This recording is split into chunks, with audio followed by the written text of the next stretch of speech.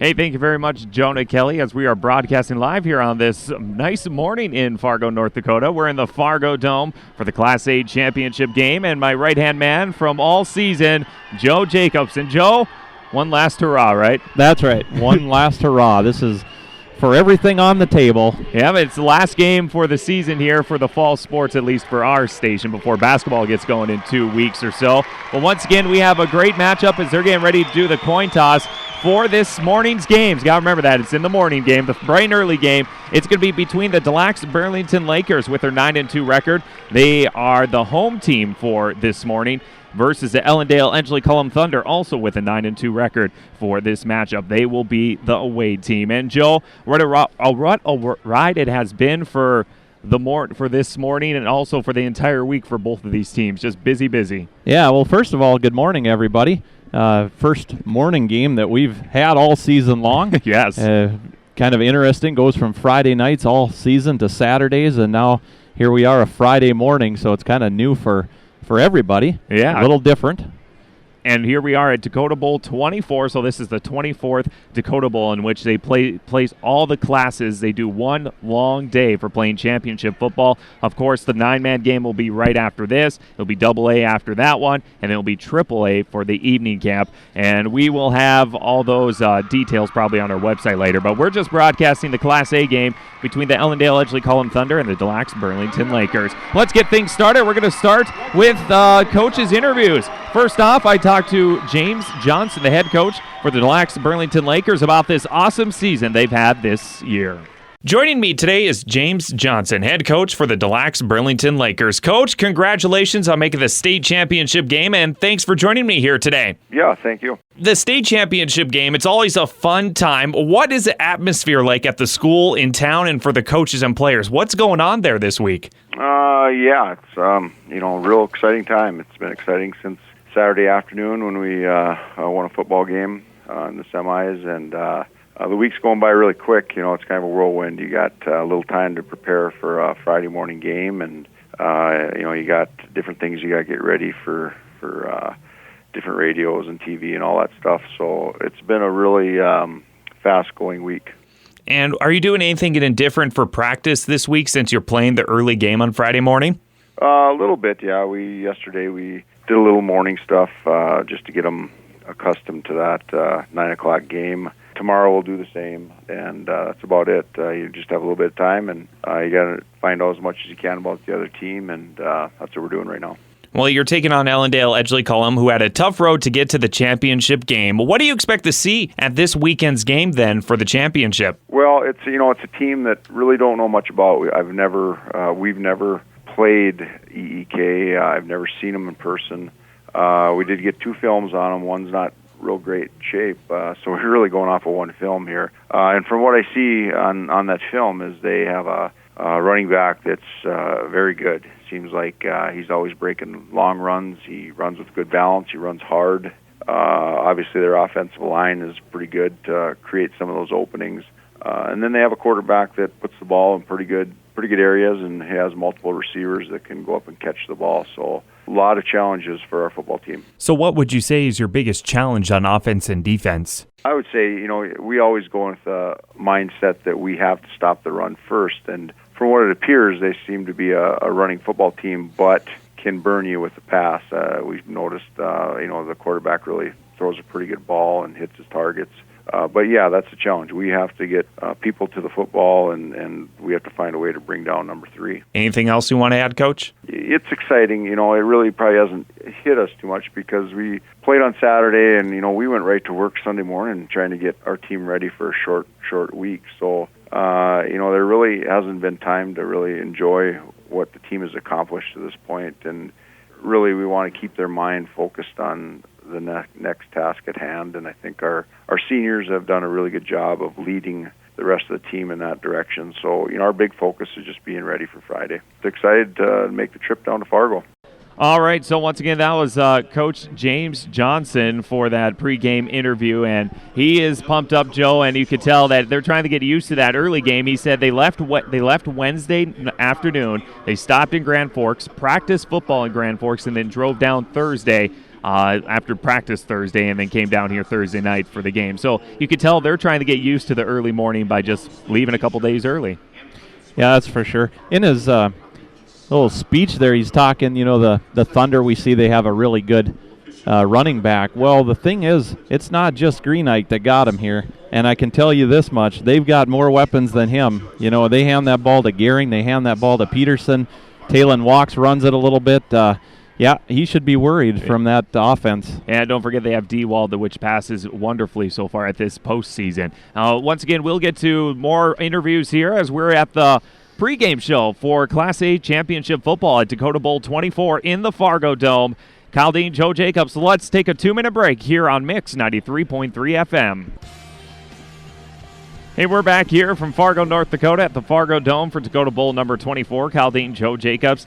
And everybody's getting ready here as kickoff is scheduled for another about 12 minutes or so. And just letting you know that the broadcast of this tournament game has been authorized by special arrangement with the Board of Directors of the North Dakota High School Activities Association. All right, let's get things going. I actually sat down and talked to John Sheely as he's had quite a ride with his team for this playoff run, and I sat down with him talking about the entire season and this championship game. I'm talking to John Sheely, head coach for the Ellendale Edgeley-Kulm Thunder. First off, Coach, congratulations, and what a ride your team has been on for the last few weeks, and it's not over yet, is it? No, it's not. We got one more to go. Yes, that's for sure. And I got a question. Can you describe the energy in the school and towns that's going on right now before the championship game? There is quite a buzz going on. There's people, out decorating signs and windows, and anywhere you go, people are congratulating and wishing you luck. So it's, like I said, there's quite a buzz. Quite a buzz for sure. And you're playing the early game on Friday for the Dakota Bowl 24, and you're taking on the Lacs-Burlington Lakers for the championship game. What do you expect to see from the Lakers on Friday morning? From what we've seen, they like to throw the ball. They got a good quarterback again. He puts the ball in a place where only his guys are going to get to it. So I think the big thing is to shut down that passing game once again. They do have a running game, and it's not too bad. So we'll still focus on that along with the passing game. But I think the big thing is take away those big plays. They got a couple fast receivers on the edges, so we'll have to shut that down and make them grind it out if possible. And I was looking at some of the stats for TLB and the Lakers for defense. Their defense has been pretty solid this season. What are you going to do to try to break that defense? Kind of the same thing we've done all year. We use our run game the best that we can, and knowing that we have some depth along the line, we can save those old linemen for when they're needed and hopefully wear them down. And, it's been quite a ride, like I said earlier in the interview. Is this like a dream come true for you? When we started here 4 years ago, we just kind of had a plan. We'd see how it would shake out, and to get where we're at today has just been phenomenal. I mean, I told the kids, it's kind of like a dream come true here, getting back there and for them to get there for their first time. So, it's just been phenomenal. And it's cool to see all the communities come together for a great event, and I have a feeling there's going to be a lot of thunder in Fargo. Oh, yeah, and I know our ticket sales are pretty much out already, and there's more coming. Well, it's going to be a ghost town for the weekend, isn't it? Yep. Well, do you have anything else to add about the season? This entire season has been awesome. Anything else you want to add? No, just that, like I said, hope we can keep it going and keep our momentum going and come out Friday morning ready to play. And once again, Joe, like he said, he expects a lot of Thunder fans here. And I looked at the population for the three towns. They're roughly combined about 3,000, give or take or so. Well, I'm looking down right in front of us, and I think there's over 1,000 here. I would think so. That's pretty full down here in front of us. That's a nice crowd on hand here for the Thunder. Yeah, so they are going to be cheering loud. You can tell that as we're getting close to kickoff here at the Gate City Bank Field in Fargo, North Dakota, Dakota Bowl number 24. And Joe, taking a look here at the schedule, each team have two losses. The Thunder, they lost Larimore for their first season game, 49-23, and then they also lost the Northern Cass, which was 50-26. After that, they went on a win streak in which the playoffs where they started to get hot. They defeated the two-time defending state champion Park River Fordville Lincoln, 48-22 in Culm. They defeated number 1 ranked and at the time undefeated Larimore in Larimore, 42-41. We were at that game. Talk about a great game. Yep. And then they won versus number 2 ranked Langdon Area Munich, 50-20. And Joe, they're just on a roll right now after that Northern Cass loss. Yeah, they really are. They have momentum swinging in their favor here. And taking a look at the Lacs-Burlington Lakers, they have 2 losses. They lost to Killdeer 25-12. They were ranked at the time during early season. And they also lost to Velva Sawyer 16-8. Coming to the playoffs, though, they played Velva Sawyer, won 18-14.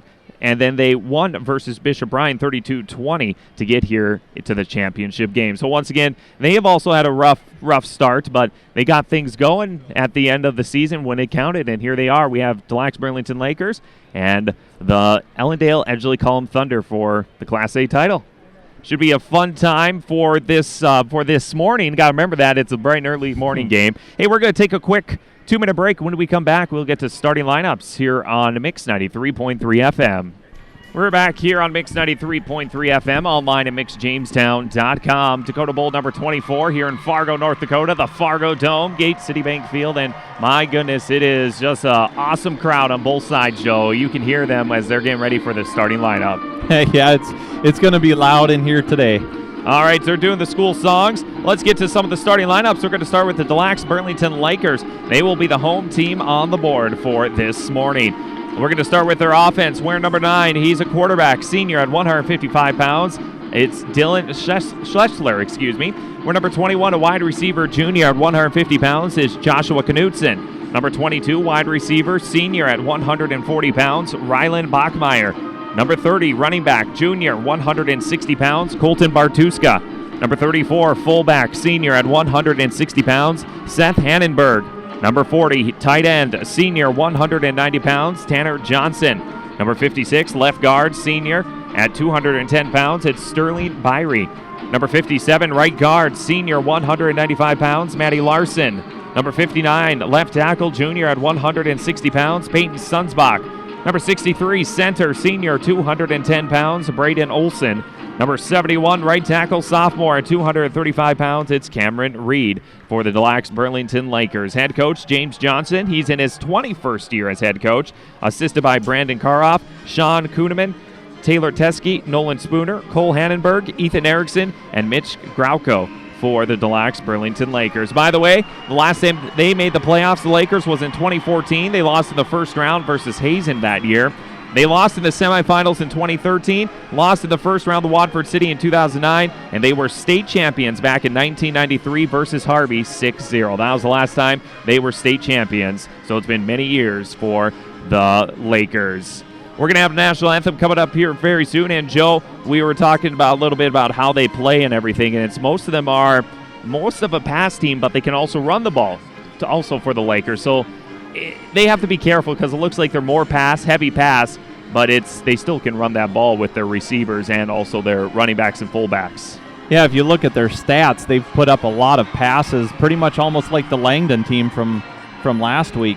Not quite as many yards of passing, but pretty close to that. So this EEK team needs to pretty well watch the passing game, and they can run the ball too, so you kind of got to watch that as well. Yeah, they're passing for Schessler at 96 of 187 for 1,600 yards, 24 touchdowns, and 7 interceptions. Bartuska, their leading rusher, with 622 yards on the season and 4 touchdowns rushing. But they have a lot of rushers, actually, about 1 or 2, just kind of like the Thunder, in which they have a few rushers too, but not a prominent one like Clayton Greenike, who has over 2,200 yards, 30 touchdowns. He's just insane, Mr. Greenike, and He's a junior only, so next year yet. Yep. All right, we're going to take a quick break. When we come back, let's take a quick 1-minute break. A 1-minute break here on Mix 93.3 FM. We're back here from Fargo, North Dakota in the FargoDome. Caldine, Joe Jacobs. We're online at mixjamestown.com. As they're going to have a national anthem coming up here very shortly. And, Joe, we'll get to the Thunder starters here very, very soon. And I just have to say the crowd has been wonderful already for this early in the morning. Yeah, it really has. It keeps filling in here. Every time I look down there, it looks like about another 10 rows fill up almost. Yeah, that's I would say about 1,500 people or so probably from the EEK side. And they got about 1,000 from the Lakers side, you never know, give or take. Mm-hmm. I believe they're going to do the national anthem here coming up, and we'll take a break soon. But first off, thank you to all of our sponsors that have made this season possible. We have had quite a few, Joe, and it's been quite a ride. Yeah, it really has. Thank you to everyone out there. Yeah, so once again, thanks to our sponsors. And it looks like we're going to have a national anthem first, so we'll take a quick break. And when we come back, starting lineups for the Thunder here on Mix 93.3 FM. All right, they're going to do the starting lineups here on Mix 93.3 FM. They're doing it right now, so we'll have national anthem coming up here shortly. Joe Jacobs, take it away for the Thunder starters. All right, starting at a quarterback, a 185-pound junior wearing number 2, Jacob Dewald. A running back here, a 190-pound junior wearing number 3, Clayton Greenike. A wide receiver, a 175-pound senior, number 15, Brennan Vance. A fullback, a 185-pound junior, number 44, Nathan Peterson. A guard tonight here, or today, this morning, 175-pound junior, number 50, Dalton Schnabel. And an offensive lineman, a 215-pound junior, number 55, Wyatt Nitschke. And another offensive lineman, a 170-pound senior, number 58, Casey Strong. And a guard here on the offensive line, a 190-pound senior, number 61, Weston Ellingson. The center, a 175-pound sophomore, number 72, Parker Rawl. And a tight end, a 185-pound senior, number 81, Luke Wirtz. And the other wide receiver here is a 165-pound senior, number 82, Hunter White. That is the starting offense for the Ellendale Edgeley-Kulm Thunder. They are head coached by John Sheely on his 4th year. Assistants are Garrett Irie, Philip King, Austin Flynn, Todd Kozel, Kelly Fisher, and Alex McLean, and their school colors are black and gold, and they are wearing the white tops here today. All right, so they're going to finish the starting lineups here in the FargoDome, as we're going to have the national anthem coming up here very shortly. And take a look at some of the stats once again for the Lakers. They have Schessler, which is the passing, Bartuska for the running. They also have to watch out for Colton Miller for defense and Hannenberg also for defense. On the Thunder side, Greenike is their leading rusher, and Gehring also. Also for passing, it is Jacob Dewald. He has 1,200 yards, 16 touchdowns, and 7 interceptions in passing. Defensive leaders, Luke Wirtz, Nathan Peterson, and Philip Hagan. And once again, they played well all season, Joe. Definitely in the last few games and definitely in the playoffs after playing every round to get here in the FargoDome. Yeah, from where this team started 4 years ago to where they are right now, it's just really neat to see these 3 towns come together like this. Just the kids have just played with a lot of heart. And they have in the, 0-8 one season, 0-8 the second season, 3-5 last season. Here they are in the Dakota Bowl with awesome 9-2 record. All right, we have the national anthem coming up here very shortly. We'll be back, and when we come back, we'll have kickoff from the FargoDome for the Class A championship game, Dakota Bowl number 24 here on Mix 93.3 FM and MixJamestown.com. We're back here from the FargoDome in Fargo, North Dakota. And, Joe, we have to thank our veterans today since today is Veterans Day. So thank you to the veterans that make this possible in our country. Yeah, and happy Veterans Day. Yeah, so once again, thank you, everybody, for tuning in throughout this season. Last football game of the year for sure now on our radio station since we're at the championship game for Class A. Ellendale Edgeley-Kulm Thunder taking on the Lacs-Burlington Lakers. And we're going to have a fun time here. Huge crowd for 9 in the morning. Not bad, huh? Nope, and it doesn't get any better than this. No, it doesn't. So here we go as we're getting ready for kickoff. That's going to happen here in about 1 minute or so. Thank you to our sponsors once again. Thank you to our veterans. Thank you to everybody that made this season possible. Kyle Dean, Joe Jacobs, we're online at MixJamestown.com. Thank you for everybody tuning in around the nation, too, for all the grandkids or cousins or any of the relatives. It is going to be the Thunder that start things off for the kickoff. Lacs-Burlington will be kicking off to the Thunder. Here we go as the clock is going to start with the boots, and there it is. A good kick, and it's going to be picked up on the far side for the Thunder, and he's going to get tackled right away by the Lacs-Burlington Lakers at the 30-yard line. What a hit to start off for the Lakers. Yeah, just a kick up and off to his right there, and grabbed by the Thunder and returned for about 7 or 8 yards is all. And the Thunder will start their drive here from their own 30-yard line. All right, so here we go as the offense will start things off for the Thunder. 1st and 10 from the 30-yard line. They're going left to right on your radio dial. Thank you once again for tuning in here this morning. D-Wald underneath center, I formation, puts a player in motion on the far side for the wide receiver. And this time it's going to be hand off the Greenike. He beats one tackler, and he's trying to get off to the edge, but he's still going to gain about 2 yards. That was a tough 2 yards, Joe. Yeah, the defense kind of reading that play, doing a nice job kind of watching for Greenike, expecting that run, it looked like, as he pretty well got the handoff, runs to his right, turning the corner, and fights for those 2 yards. All right, so it's going to be 2nd and 8 for the Thunder. 2 yards there by Greenike. It's shotgun formation. D-Wald, he's going to go quick pass. He's got a completion, trying to move up to the 1st down, and it's going to be pretty dang close for Hunter White. They're going to say 1st down, Thunder. Yeah, White receiving that ball off the left wing. Just a nice quick out pass there by D-Wald, and he's able to get up right to the 40. They will move the chains, so 1st down. We've got an injured Thunder player down. I can't see who. It looks like number 82. Is that Hunter White that just got the reception? We'll wait here. Well, it's 1st and 10 from about the 40-yard line for the Thunder in their own territory. So we have an injury on the field to start things off early in this morning. And we were talking, Joe, how do you prepare for an early morning game? It's pretty rough on the players at 9 in the morning.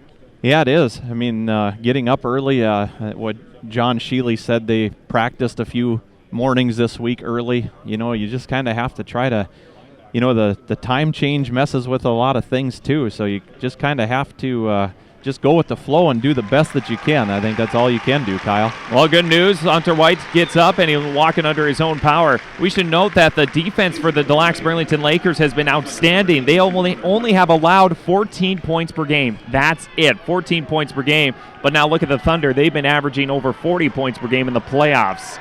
So they've been pretty well off in the playoffs. So it's going to be a high-powered offense versus a very tough defense for the Lakers. All right, here we go. We're going to resume play on a 1st and 10 from the 40-yard line. And D-Wald's going to bring up his crew to the line of scrimmage here in the FargoDome. Good crowd on hand. It's going to be underneath center. D-Wald, I formation. Greenike and Peterson. Hand off to Greenike on the left side. Has running room off to the edge. He's running for a 1st down. That's going to be a 12-yard gain by Greenike. Yeah, Greenike a little bit in motion there. Gets the handoff. Runs to his left. And toward the far side of the field. Turns the corner right at the 40-yard line and gets up across the 50. They're going to place that ball at about the 48-yard line. So he crosses midfield here on the Thunder first drive. 12-yard gain for Greenike. 1st and 10, roughly the 48-yard line. I formation. Why not hand it off to Greenike on the left side? He's still trying to plow forward. He's going to gain, it looks like, about 3 yards on that carry. 2nd down at the 45. Handoff again on his left side. Greenike that time just trying to plow his way up the middle and gain what he can. He gets it to the 45-yard line. Now this is the Thunder in the Lakers territory here. All right, so it's 2nd and roughly 7, and we have 10:26, remaining in your first quarter. Early game, Class A championship game, Dakota Bowl 24. Caldine Joe Jacobs, D-Wald underneath center, I formation. D-Wald's going to roll out. He's going to go for a quick pass in. It's almost one-handed catch by Luke Wirtz, and that would have been a good gain for about 10 yards if Wirtz caught it. Yeah, rolling out. A nice look there. Nice pass by D-Wald. Luke Wirtz in a little heavy coverage there, but it was thrown just a little bit ahead of him, but he was able to get a hand on it, had it wrapped in just for a split second and then popped out. Wasn't able to quite reel it in, but nice look, nice play there. Just an incomplete pass, yes. All right, so once again we have 10-12 remaining in your first quarter. They're going to line up the line of scrimmage as we're in the first quarter underneath. So no, it's going to be shotgun. Wide receivers onto the right side. D-Wald, and it's going to be a flag. It might be a false start, as that took a while to get the play off there, Joe. Yeah, not sure where that was real close to. It is false start, though. All right, so that's going to make it 3rd and long now. So it's for 2nd and medium. It's going to be 3rd and 11. 3rd and 11. So huge opportunity and for the Thunder. They're at the 50-yard line on 3rd and 11, so they have a while to go now. They're going to line up the line of scrimmage, as that was a delay of game, or a false start, excuse me. Yeah. It's going to be a shotgun formation for D-Wall, 2 wide receivers to the left side. They're going to fake it, and D-Wall's going to go up. There's a flag on the play, and the pass was incomplete. So we'll see what the flag is, though, before we think it's incomplete. And they're going to talk to the referee, Joe, and we're going to hear it on your speaker. Yeah. And they're going to, it's on the Thunder again. So they're going to decline the penalty, so it's going to be 4th down. So they're not repeating the 4th down. So the Thunder have not started too well in the Dome. And remember, it's a different field than playing in high school fields with grass. So that's a penalty in which they're going to decline it to make it 4th down. Yeah, so it's illegal formation, I believe is what they called that. Ready for the punting. Gehring, snap, decent, kick, not bad. It's going to go back at the 10. It's going to take a Thunder bounce. Are they going to pick it up? Yep, the Lakers are going to pick it up and get out of bounds around that 20-yard line, and that's where the Lakers will start on offense. Yeah, just a nice kick there by Gehring. Nice high kick, end over end, and it landed at about the 15-yard line and then bounced back to about the 10, where the Lakers picked it up and got it up to the 20. So now we'll see what the Thunder defense can do here against this offense from the Lacs-Burlington Lakers. They're lining up at the line of scrimmage, and underneath center, that's going to be Schessler. Back in formation, 2 wide receivers to the left side. There's the snap. They're going to roll out to the left side, trying to get back on the far side, and incomplete pass by Schessler, intended for Knudsen. Yeah, Knudsen, it was kind of underthrown.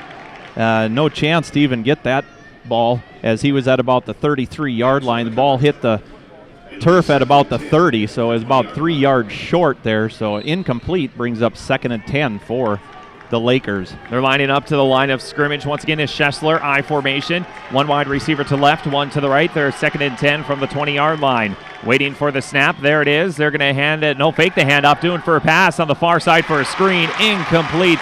And that was intended for Jacob Rudin, and it's 3rd down. Well, 3rd down. Dylan Madke on the coverage there for the Thunder. It just overthrown and right over the head of Rudin there. So a big 3rd down coming up for the Thunder to try to stop them on defense deep in their own field. A big 3rd and 10 coming up from the 20-yard line in Laker territory. Lakers wearing their red jerseys for today, all red. They're lining up at the line of scrimmage. Schessler shotgun formation, running back right beside him. 2 wide receivers to the far side, 1 to the left side. Waiting here for the snap. There it is, rolling out to the right, doing a quick pass. Completed there to Rudin. He's trying to run off. He breaks 1 tackle, and he almost breaks another. What a tackle by Peterson. That could be no gain. No gain on that one, 4th down. Yeah, he's tackled at about the 17-yard line, but he did get forward enough to be right about the 19.5-yard line, so pretty much right where they started. So it's 0-0 in the first quarter, 9:17 remaining for the Class A championship game in the Fargo Dome. And they're going to punt it, making sure they have enough people there. So it's 4th and 10 from the 20. There's the snap.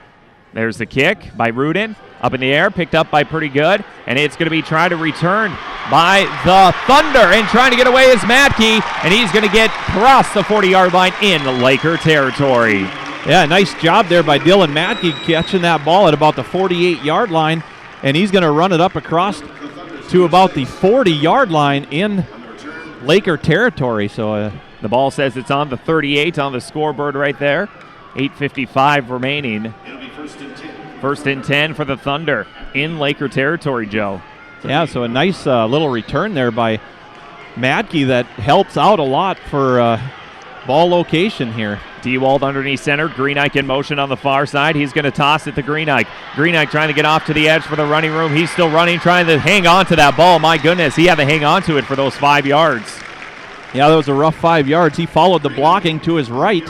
Got the little pitch out from D-Wald, rolling to his right, and And he worked pretty hard there, and I'll tell you, when he crossed about the 35-yard line, it looked like there was about 3 of the Lakers hanging on him and trying to rip that ball out, but Greenike doing a great job hanging on, getting that ball to about the 34-yard line. 2nd and 5 inside Laker territory, inside the 35. Greenike in motion. This time they're handing off to Gehring, and Gehring is tackled behind the line of scrimmage. That's going to be a loss of 3 yards by Gehring's first carry. Yeah, that tackle there made by Miller Boyd, as he was just reading that one real good. That handoff just came on the left side.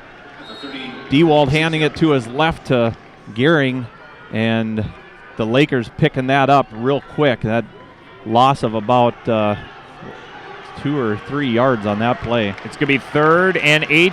The ball on the 36-yard line. A big third down conversion coming up. They're going to fake the handoff to Greenike. He's rolling out to the right. It's Dewald picked up by Peterson. He hangs on to it, but it's only a gain of about 4 yards on that completion. Yeah, rolling out to his right there, like Kyle said, and Peterson out on the right wing toward the near side of the field right here in front of us pretty much, and that one just a nice job hanging on to it, but unfortunately that's still only going to bring, it'll be what, 4th and 4 here. Yeah, but they're going to go for it since they're in Laker territory, Laker 32-yard line, so it's going to be 4th and 4, and they're going to go for it on the Laker 32-yard line for the Thunder. They're lining up to the line of scrimmage. Dewald's going to be in shotgun formation. Greenike right beside him. 1 wide receiver to the right, 3 to the left. It's going to be a screen pass to the wide receiver, and incomplete, and that was a broken play from the beginning. Turnover on downs. Yeah, just a throw to his left and pretty well right in between the 3 receivers out there. They looked like they weren't quite ready for that, and an incomplete pass there for Dewald, and that's a turnover. So the Lakers will have the ball at about their own 32-yard line. And that's what the scoreboard says. So it's going to be first down for the Lakers. Schessler ready for the snap underneath center. They're going to hand it off to the running back to the far side. That's, I believe, Hannenberg. No, that's going to be Bartuska, and that's no gain on that one, 2nd down. Yeah, he was met right at the line of scrimmage. Nathan Peterson and Luke Wirtz will make the tackle there for the Thunder. So really not even quite a yard gain on that play. That'll make it 2nd and 10. The ball on their own 33-yard line. It's about maybe an inch or so they gained. Shotgun formation for Schessler. 2 running backs right beside him. 2 wide receivers to the far side, 1 to the left. Schessler, he's going to go for a pass, and he's going to be open, but it's intercepted. Was it intercepted? Almost. They're going to say incomplete. Almost picked off there by Hagen. Yeah, Hagen had his hands on it, and he kind of got hit by the Lakers just trying to catch that one. It was a little overthrown, and Philip Hagen getting his hands on it as he's hit. He rolled onto the turf and wasn't quite able to hang on to it, but that was back at about the 40-yard line in Thunder territory. 6:14 remaining first quarter, 0-0. Lakers control the ball in the 3rd and 10. Shotgun, Schessler rolling out to the left. He's almost gets sacked, and it's almost picked off, and did he catch it? He caught it right on the edge. Yes, he did, right at the 50. My goodness, he tiptoed that one, and that's a huge gain for the Lacs-Burlington Lakers. First down. Yeah, that was Bachmeyer on the completion there, as that's going to be about a 12-yard, or excuse me, it was at the 32, so that'd be 18-yard yeah, gain. about an 18-yard gain there. So the ball right at midfield, right at the 50-yard line here for the Lakers. All right, here we go. Shotgun formation for Schessler. 1st and 10, puts a player in motion. This time they're going to hand it off to Bartuska. He gets off to the edge, but going to be finally tackled. No gain on that one. That's by Bartuska for no gain. Yeah, Cole Gehring will get the credit with an assist from Luke Wirtz for that tackle there for the Thunder, and that ball just placed right at midfield again here. So it'll bring up 2nd and about 9. 5:40 remaining in your first quarter, 0-0, Class A championship game. Waiting here for the shotgun formation for Schessler. 4 wide receivers, all to the near side of the field, and one to the far side, no backs. And they're going to go a fair pass. A long one, it's wide open, and it's going to be completed and broken coverage, and that will be a huge 35-yard gain on that one for the completion. Yeah, that one completed by Knutson, and that one just a huge pass. He got ahead of his man there, and I believe Ryan Ost making the tackle there for the Thunder, but not until the Lakers are all the way up here to about the 15-yard line in Thunder territory. Red zone, 1st and 10, 15-yard line, Lakers. They're going to take the snap. Schessler trying to roll out and hand off there. Looks like to Hannenberg, and he's going to gain maybe 2 yards for number 34, Hannenberg. Yeah, just trying to take the handoff and run right up the middle. It hits that defensive line of the Thunder, and they stop him, just a gain of about a yard. So it's going to be 2nd and 8 after that gain of 2. 0-0 right now, but the Lakers are threatening the score in the first quarter. 4:42 remaining. Lining up the line of scrimmage is Dylan Schessler. I formation, 1 wide receiver to the left, 1 to the right. Waiting here for the next play. Rolling out to the left is Schessler. He's looking for the end zone. Almost picked off by Brennan Vance. That would have been huge if it was picked off by Vance. Incomplete pass. Third down. Yeah, 3rd down. That pass, I was looking to see who it is intended for. I think it was that was intended for Bachmeier, I believe. And he tripped up on the play out on his left side here, near side of the field, and Brendan Vance had his hands on it for just a split second, but not quite able to reel it in. Schessler, shotgun. 3rd down in the red zone. Bunch formation, far side. Snap. Rolls out, left side, Schessler, end zone, looking, and it's going to be incomplete, and no flags. 4th down in the red zone coming up. And that's Brennan Vance on the coverage there, running right with his man, one-on-one there, and that ball just a little bit overthrown there. Hannah, I believe the intended receiver on that one, and bring up 4th down. 4:22 remaining, 0-0. They're going to go for it on 4th down inside the 15-yard line. This is in the red zone. 4 wide receivers to the left side, 1 to the far side. Schessler underneath center, no running backs. Waiting here for the snap. There it is. Going to do for a quick pass on the far side, up in the air. It's caught. Touchdown, Lakers. That is a pass and completed by, I cannot see who got it. Looks like Knutson with the reception. Touchdown. Yeah, just the 4 wide receivers break on the left side and leaves one hanging over on the right side, man-to-man. He lobbed it up, and like Knutson able to reel that one in for about a 12-yard? 14-yard line pass. All right, they're going to go for, let's see, actually we'll wait and see what they're going to go for. They're going to go for a 2-point conversion, up 6-0, 4:17 remaining, first quarter. Schessler, shotgun formation for the 2-point conversion, roll to the left side, and he's trying to run up and nowhere to go. 2-point conversion failed. It is 6-0 in favor for the Lakers. Back here in 1 minute on Mix 93.3 FM. Hey, we're back here from the FargoDome, Dakota Bowl 24 Class A championship game, 6-0, Lakers in the lead. And Joe, it all started with that big pass play. They gained that 30-some yards, but they almost intercepted it twice, you said, for the Thunder. Almost, but yeah. it just didn't. They couldn't get it, and they scored. Yep. All right, so the Lakers will be kicking off to the Thunder, down 6-0 in the championship game. The Lakers won a championship in 1993. Edgeley-Kulm won a championship as 9-man in 04 and 94. And Ellendale has not won a football championship. This is their first one ever to be at the Dakota Bowl. Here we go. And there's the kickoff. It's a line drive, and it's going to take a bounce. Is it going to go to the end zone? No, they're going to have to pick it up.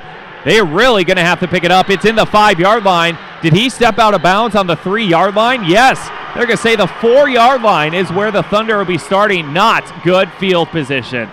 Yeah, the Thunder had no choice there, but pretty much picked that ball up.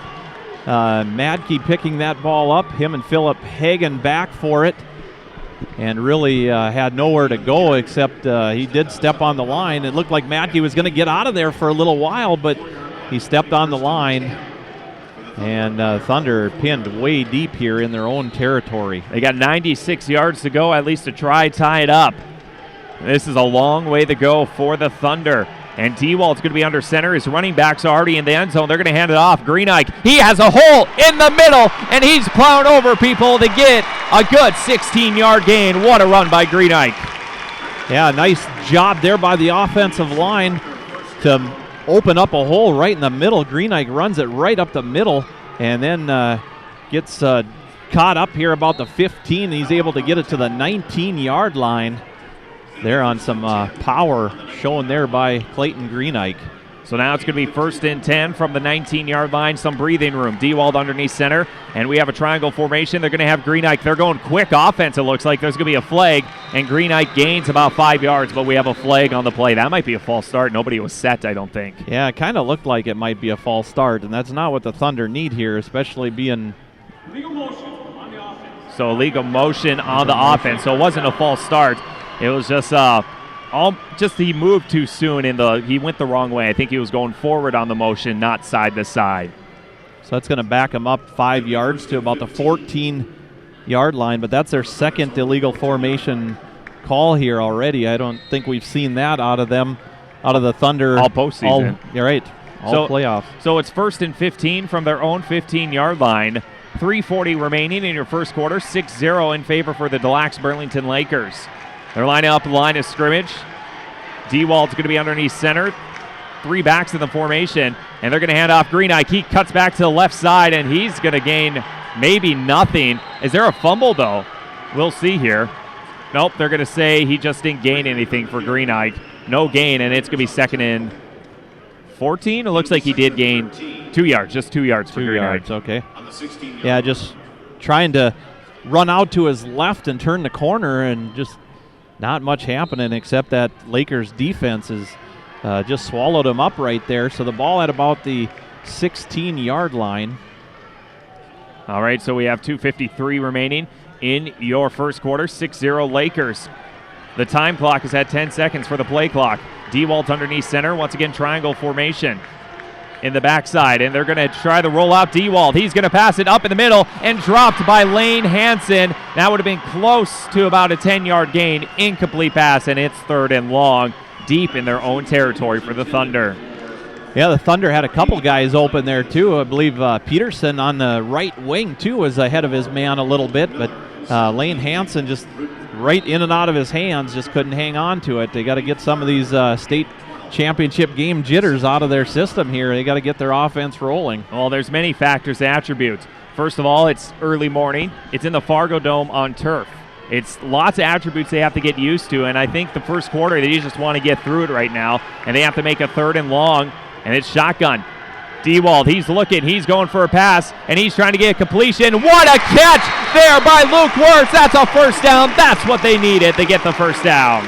It's about a 20-yard gain here. It's going to bring the ball up to about, I believe it's like the 36-yard line from where Luke Wirtz caught it and went out of bounds. So it'll be 1st and 10 for the Thunder from their own 36-yard line. 2:30 to go here in the first quarter. 6-0 in favor for the Lakers. They're going to line up the line of scrimmage. The ball is on the 36-yard line, like Joe said. Dewald underneath center, toss, and Greenike's going to reverse it on the left side. He has running room. He has a blocker in front of him, is Wirtz. He's getting up to the edge to the 40, and finally brought down about the 39-yard line in Laker territory. That's a 25, 26-yard gain. Yeah, nice run there. Greenike really changing it up. It looked like the play was going to run him to his right, and he went to his left, and he was able to run across midfield, get that ball all the way down. They're going to place the ball right at the 40-yard line. So a couple nice big plays here for the Thunder to get their offense rolling here. 1st and 10 from the Laker 40-yard line. Player in motion is Brennan Vance, I formation. They're going to hand it off. Nathan Peterson has a little bit of running room, and he's trying to spin move out. He's still going to gain 5 yards. A good 5 yards by Nathan Peterson. Yeah, he's just about the 35. They might place that at the 36, but no, they'll put it right at the 35. So a 5-yard gain, like Kyle said, just running it up the middle. He had a little bit of room from that offensive line. Again, doing a great job blocking, trying to get some openings here for the running backs. All right, here we go. 1st and 10 from the, 2nd and 5 from the 35-yard line. And there's Greenike with the carry, gets the first down. That's a good 5-6-yard run by Greenike. First down for the Thunder. That's the 8th carry for Greenike here in the game so far. He gets it up across the 30, so the Thunder here working in the Lacs-Burlington territory. The ball on the 29-yard line, and it will be 1st and 10 for the Thunder. And that's at the 29-yard line in Laker territory. 1:35 remaining into your first quarter. 6-0 in favor for the Lacs-Burlington Lakers. Lining up to the line of scrimmage is going to be Dewald and company. He's underneath center. Greenike on the off here on the line. Greenike in motion. He's going to get the handoff left side. He gets off to the edge. He's going to go in, and he's cruising inside the 5-yard line. He almost had it, but it's 1st and goal, Thunder. Yeah, he's going to get all the way up to about the 5-yard line. He was tripped up from behind, but it looked like he's at the 1-yard line. Yeah, I think. Nope, it's the 6-yard line. They said 6-yard line. So that ball was at the 29-yard line. So a nice, about a 23-yard gain there for Clayton Greenike, running out to his left and down the sideline. Dewald's going to give the Greenike. He's been doing a lot. He gets off to the edge. He's going to try to run into the end zone, and he got it. He passed the pylon. Touchdown, Thunder! Greenike had to outrun 3 guys. He got the handoff running to his right, and he ran all the way to the near side of the field where he dove across the pylon, and he's going to put 6 points on the board. We are tied here in the first quarter with a minute left. That was 94 yards. 96 yards they drove. 96 yards they drove, and they got it. Extra point attempt to go for the lead. There's the kick. Up. And it is good. Thunder in the lead, 7-6. Driving 96 yards for the touchdown. Back in a minute. Mix 93.3 FM. All right, there's the kickoff. 7-6 in favor for the Thunder. And it's good bounce at the 10-yard line. And he's going to try to get out of bounds. He's trying to get tackled out of bounds. And they do about the 20-yard line, it looks like. First down for the Lakers. Nice kick there by Gehring. They had to pick that ball up at about the 11-yard line. And then running down the far sideline, just trying to get some yards back there, the Lakers. And I believe it was Nathan Peterson on the tackle there for the Thunder. Gets him knocked out of bounds. So the ball will start right at the 20-yard line here for the Lakers. 7-6, Thunder in the lead after that 96-yard drive. And that was big play drive, Joe. Yeah, I've got 98 yards of rushing so far for Greenike on 10 carries. All right, so here we go. And we got the Lakers in 1st and 10. Schessler underneath center. I formation. One wide receiver to left, one to the right. Schessler moving back. He's going to get walloped by Lane Hansen. It fumbled. Did they say it's fumbled? Yes, it is. And picked up by Gehring. First down, Thunder at the 15-yard line. Wow. Lane Hansen pumped up out there. He ran around from the backside and he hit Schessler as he wasn't quite ready to throw that ball yet, and he was looking deep down the field. And Lane Hansen knocked that ball free, and Gehring right there. He'll have the ball free and clear. Thunder have it at the 15-yard line of the Lakers. That was Lane Hansen was coming after him, and we just saw him coming up, and here he goes. He swipes it away, and it's Thunder on offense in the red zone. They're going to hand it off. Greenike, why not? He's trying to move forward on the left side. He's going to gain a good 5 yards. They're at the 10-yard line. Second down. The 11th carry already for Greenike, but he just showing off some power there on that one. Gets the ball running to his left a little bit, powering his way into about the 11-yard line. So it'll be about 2nd and 6 here for the Thunder. We have 22 seconds remaining on the game clock, 20 seconds on the play clock. So we will have one more play in the first quarter. Thunder up 7-6. Let's see what they're going to do. Dewald underneath center, I formation. Brendan Vance on the far side. Why not? Hand it off to Greenike on the left. And he's going to gain close to the first down. Looks like about a 4 or 5 yard gain by Greenike again. Yeah, he's going to get to about the 5-yard line. Looks like just depends on where they place that ball. I think it's going to be about the 6-yard line. That's going to be the end of the first quarter. After one, Thunder 7, Lakers 6. Back in a minute. Mix 93.3 FM. We're back here at Dakota Bowl 24. Joe Jacobs, Kyle Dean, and we're standing up now because we need to stretch a little bit here in the FargoDome for the Class A championship game. 7-6 in favor for the Thunder, and they're threatening the score again on a third down and 1 coming up. Yeah, third and short after that last run there by Greenike, about a 4-yard gain. He had a 5 and a 4 for 9 yards to make it to the 3rd and 1 here. So big third down coming here, and they're on the Lacs-Burlington's 6-yard line. A lot of Thunder fans are standing as well, Kyle. Yeah, I think we have a lot of people standing, and you got to love it. Early morning, but it's been an exciting game already. A couple touchdowns to start off the first quarter, and we still have waiting here, I guess, for the TV timeout to end. So it is 7-6.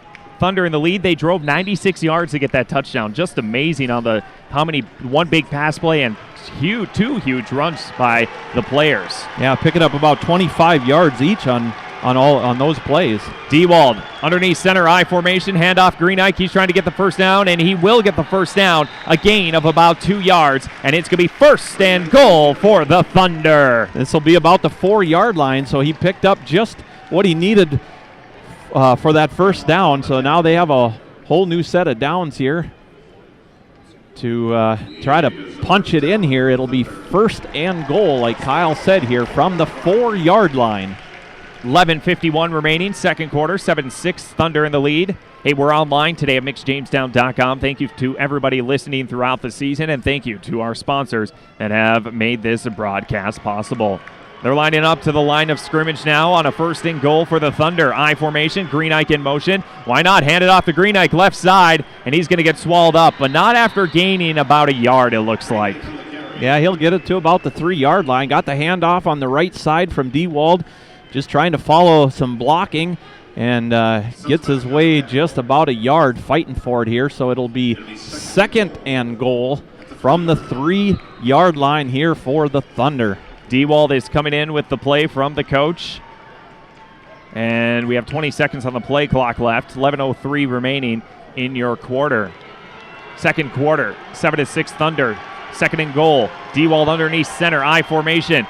They're going to hand it off left side. Going to Gehring. He gets into the end zone. Touchdown, Thunder! A 4-yard touchdown run by Gehring. Thunder in the lead.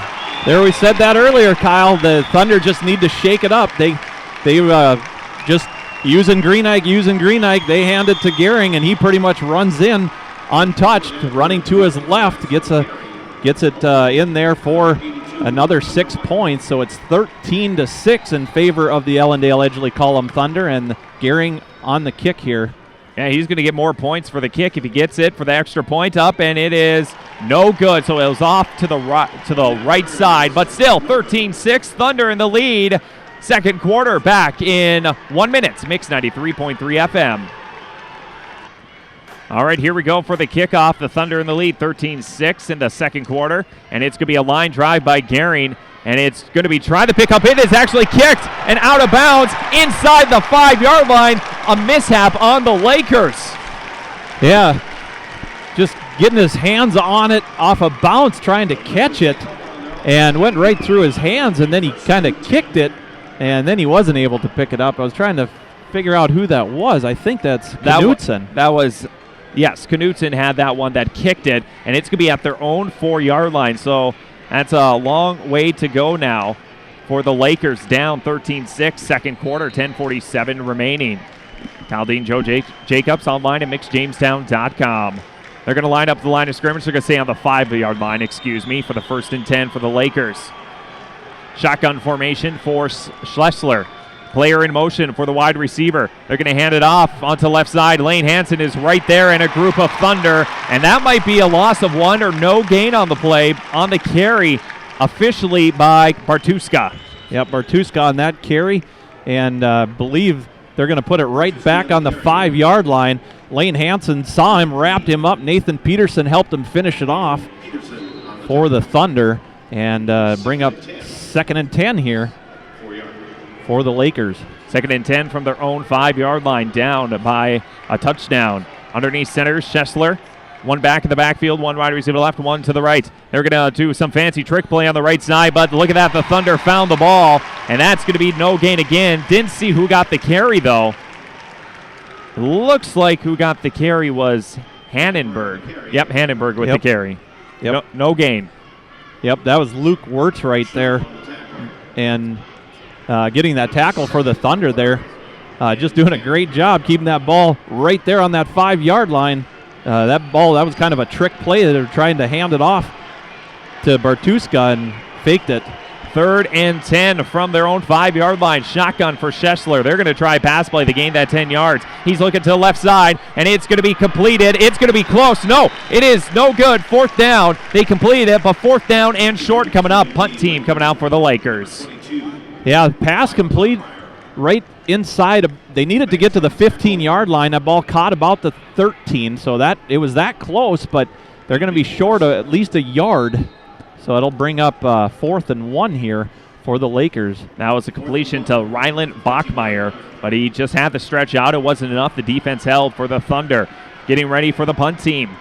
As they're ready, they're just going to let it bounce, it looks like, because there's nobody going to return it. They're going to fake in case something did happen. Oh, we might have a flag, which might not be good if it's on the Thunder. Yep, it is going to be no. No, it's on. They say it is on the Lacs-Burlington for a timeout. So the Lacs-Burlington Lakers take a timeout. No flags on the play. We'll be back for the punt here in 30 seconds on Mix 93.3 FM. And we are back here, and we have a touchdown on defense by the Thunder. Right away, there's Clayton Greenike. He gets the ball back, I think. They say touchdown on Thunder because they added points, didn't they? Yeah. Greenike runs it in. That was a defensive touchdown by Greenike for the touchdown as they were trying to go for a fake punt. It did not work. They did get the touchdown, and now they're going to go for a 2-point conversion, and the Thunder are up 19-6. My goodness, a lot happened there. 2-point conversion. Underneath center is Dewald. He's going to do a quick pass left side, and it is good. 21-6, Thunder in the lead. 8:45 remaining. And Joe, let's break down that play on the break because it happened so quick. Yeah, from what we know is they were trying to, the Lakers trying to punt it off, and basically the ball dropped. They were going to try to run it, and the ball dropped, and Clayton Greenike picked it up and ran it in. Touchdown for the Thunder. And then on that last 2-point conversion, Dewald hits Luke Wirtz on the left wing, wide open, walks it in.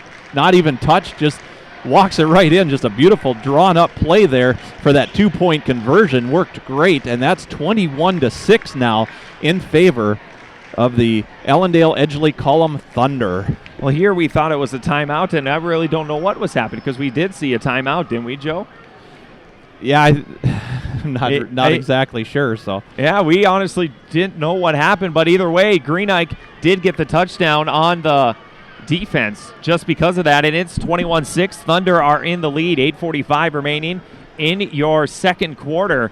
Thunder are cruising right now after a jittery first quarter, I guess you say, the jittery first 6 minutes or so.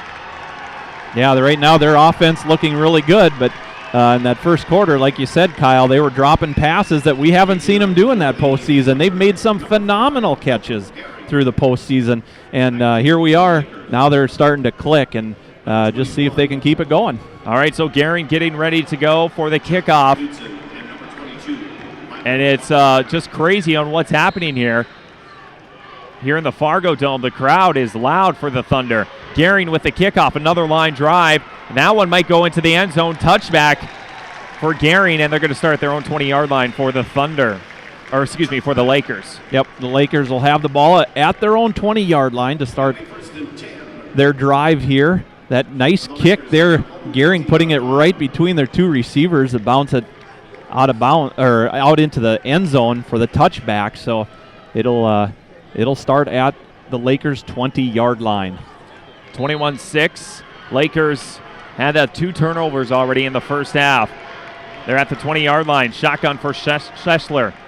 Waiting here for the snap for the shotgun. There it is. He's dropping back down. They're going to try some passing game, and it's incomplete and intended for Knutson. Second down. Yeah, some good coverage there by the Thunder. Luke Wirtz, Brennan Vance, Ryan Ost, Philip Hagen, Dylan Matke in the back. Just kind of had them all. It was about an 8-yard pass that had been completed, but just a nice job of the defense, the Thunder defense there, breaking that play up to bring up 2nd and 10 here for the Lakers. So they're going to line up the line of scrimmage. Schessler in shotgun formation. Expect a little more passing since they're down now. Schessler puts Bachmeier in motion, and they're going to hand it off on the left side, and there's a defense right there, and that's a loss of 1 play. And that carry, who got that? Bartuska got the carry, and that's going to be a loss of 1. Yeah, Lane Hansen, Talon walks, just right there on that defensive line, just swallowing him right up there. Yeah, Talon Walker put him on the big board right now on that big tackle that he had. And it's going to be 3rd and 11 from the 19-yard line for the Lakers. Shotgun for Schessler. 2 backs in the backfield. He's going to go for a deep pass, try to get it back. Brendan Vance trying to cover the guy. It's completed and still going out and finally out of bounds. And that will be a huge 50-yard pass. And that one caught by, let's see, I think that was Knutson again. Yep, Knutson with the 50-yard pass. We'll see here. Excuse me, that's Bachmeier. Bachmeier with a 50-yard pass, and the Lakers are in Thunder territory at the 30-yard line. That will make it 1st and 10 for the Lakers at the Thunder 30. Shotgun formation. Puts a player in motion. That will be Rudin. And they're going to try pass against Schessler. He's going back up at the far side, going to the tight end, and it is going to be dropped in incomplete by Johnson. Batted down by Ryan Ost, actually getting a hand on it. It was a nice read. That ball intended for Johnson, like Kyle said, and Ryan Ost just batting it down. So, boy, one huge play when you can pass the ball like that can really change the momentum here in a big hurry. 50-yard gain there, but Thunder here just need to keep their defense all intact. 2nd and 10, shotgun for Schessler and the Lakers. Player in motion, that'll be Rudin. And it's going to be Schessler looking on the left side. He rolls to the right side. He's looking and still looking. He's going to try running himself, and he's going to throw it wide open. It was a wide receiver, and it's going to be right at the 1-yard line. What a pass. They're going to say at the 1-yard line. That's a 29-yard pass. 1st and goal coming up. And that's Johnson again.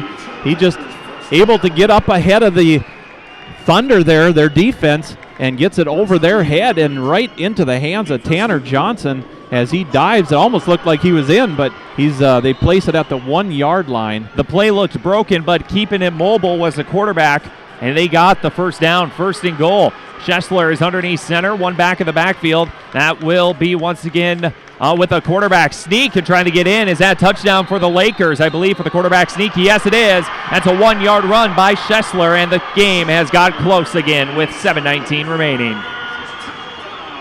Just a power play right there as the quarterback sneak, and it was really close whether he got in or not, but they say he's in.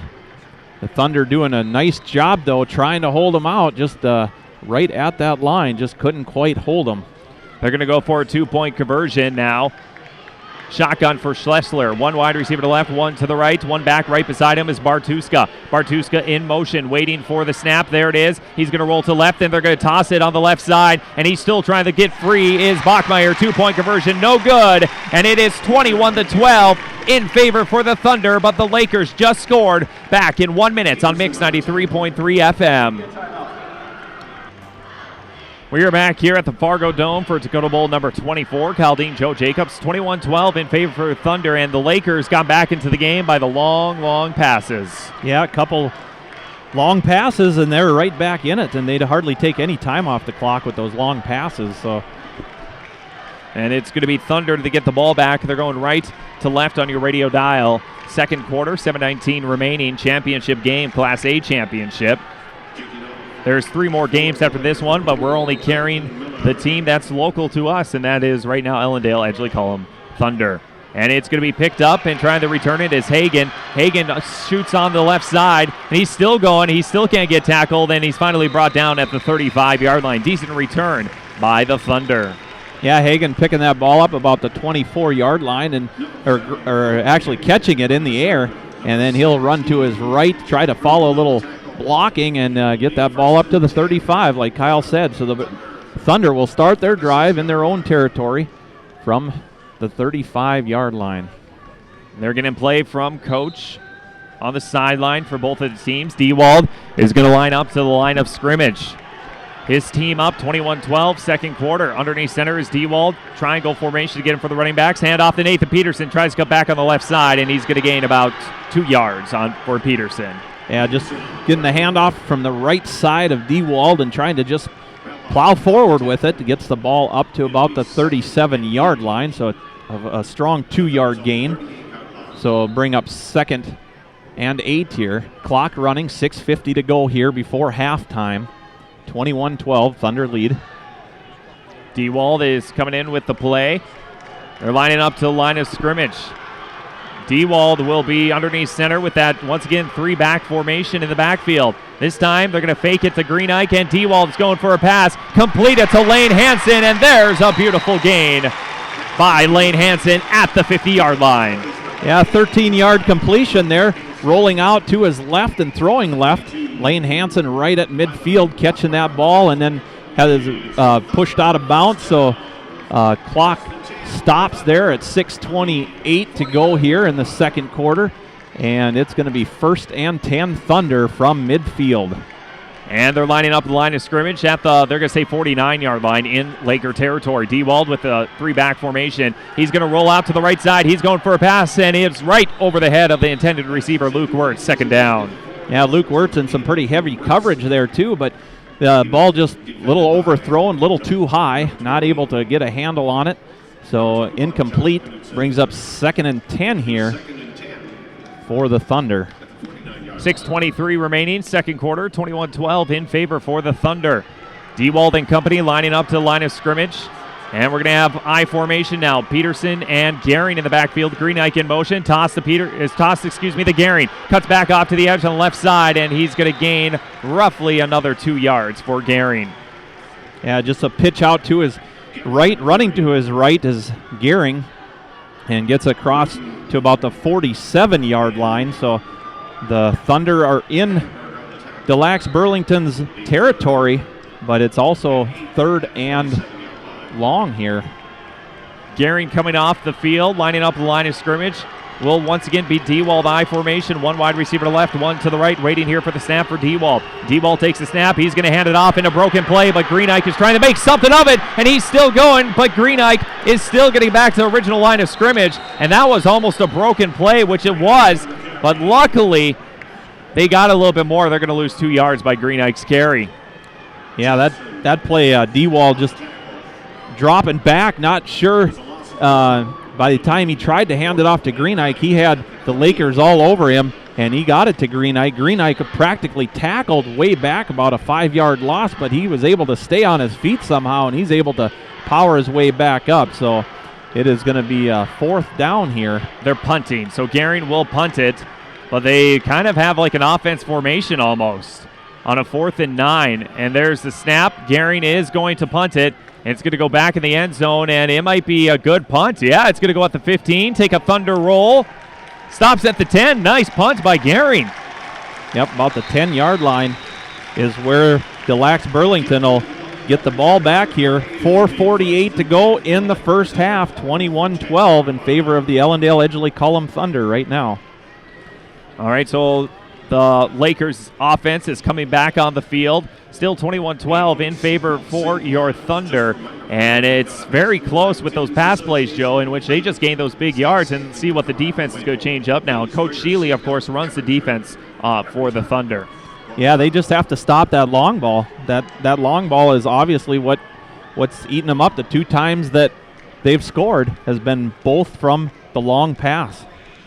All right, so they're going to line up the line of scrimmage is Schessler and company for the Lakers. Shotgun formation, 2 wide receivers far side, 1 wide receiver to the near side of the field. Player in motion, and we have already either a false start. Oh, nope, the play clock ran out. So there was a timeout by the Lakers because the play clock ran out. We will too, back in 30 seconds on Mix 93.3 FM. We are back here in the FargoDome, Dakota Bowl number 24. Caldine, Joe Jacobs, and now that was a timeout for the Lakers. They're facing 1st and 10 from their own 10-yard line. They're going to line up with the line of scrimmage. Schessler will be in shotgun formation. 2 wide receivers to the far side, 1 to the near side. Waiting here for the snap. Player in motion. There's the snap. They're going to hand it off by Rudin, and Rudin's still going to gain about 1 yard on that snap to him. Yeah, Nathan Peterson tripping him up. Cole Gehring going to get the tackle. I'll tell you, this Thunder defense have done a great job stopping their run game. It's just that long ball that they have to really work on here. So it's going to be 2nd and 8. The ball is on the 12-yard line or so after that 2-yard gain by the Lakers. Shotgun formation for Schessler. Same formation. 2 wide receivers to the far side, 1 to the left side. And they're trying to get the wide receivers in motion. 5 seconds on the play clock. There's the snap. Low snap. It's going to be picked up by Schessler. He's still in look. It's thrown up in the air, and it's going to be out of bounds. Thrown out of bounds, intended for Bachmeier. 3rd down. Yeah, Bachmeier trying to get ahead of Ryan Ost there, and it was just overthrown. So the coverage there made by Ryan Ost, putting enough pressure on him just so he couldn't quite get to that ball. And that'll bring up 3rd and 8 here for the Lacs-Burlington Lakers. They're going to line up with the line of scrimmage. They're deep in their own territory. 4 minutes to go before halftime. Underneath center, Schessler. 1 wide receiver to the far side, 1 back in the backfield. They're going to fake the handoff, going up to the left side. He's going to try to throw it for the completion. It's completed for the 1st down, and the Lakers, Tanner Johnson is going to gain 10 yards on that completion. 1st down for the Lakers. Yeah, just a roll out to his left, and he's able to find Johnson, and that's his 2nd completion. His last completion was a 29-yard gain, so now that Schessler catching him hooking up, that's almost 40 yards just to Tanner Johnson. 1st and 10 from the 25-yard line in Laker territory. This time they're going to hand it off, and the Thunder defense was right there. And I believe getting that was once again Bartuska with the carry. Yeah, Nathan Peterson on the tackle. He just ate him up right at the front line there, just coming through and pretty well stuffing him. And no gain on that play. So it'll be 2nd and 9 for the Lakers from the 26-yard line. 21-12 in favor for the Thunder. Lakers on offense. They're trying to tie it up or get close to the tied up. Shotgun for Schessler. 2 wide receivers to the right, 1 to the far side. Looking back, he's going to pass again. Pocket collapsing, going up wide open again, and completed is Rudin. He's still running to the 20, and he gets stripped up to the 10. Touchdown, Lakers on the big play once again, and that would be a huge 74-yard touchdown pass. That pass was to Jacob Rudin, and he caught that ball at about the midfield, and he's able to run that on all the way in. Got tripped up a little bit at about the 15-yard line, but no other Thunder there close enough to make the tackle, so he's able to run it all the way in then without being touched. And now they're going to try 2-point conversion, 21-18. If they get the 2-point conversion, it'll be 21-20 with the Thunder barely holding on to the lead now on those big plays. And the clock barely ran out. That was only like a minute and a half on those plays. The drive, 90 yards. Shotgun, waiting here for the pass. And it's going into the end zone and complete a 2-point conversion. 21-20, Thunder in the lead by 1 point. 3 minutes left in the second quarter. Back in 1 minute. Mix 93.3 FM. There's kickoff, 21-20. It's going to be picked up by the Thunder. And trying to get a few yards and gets to the 36-yard line. Good carry there by Madke.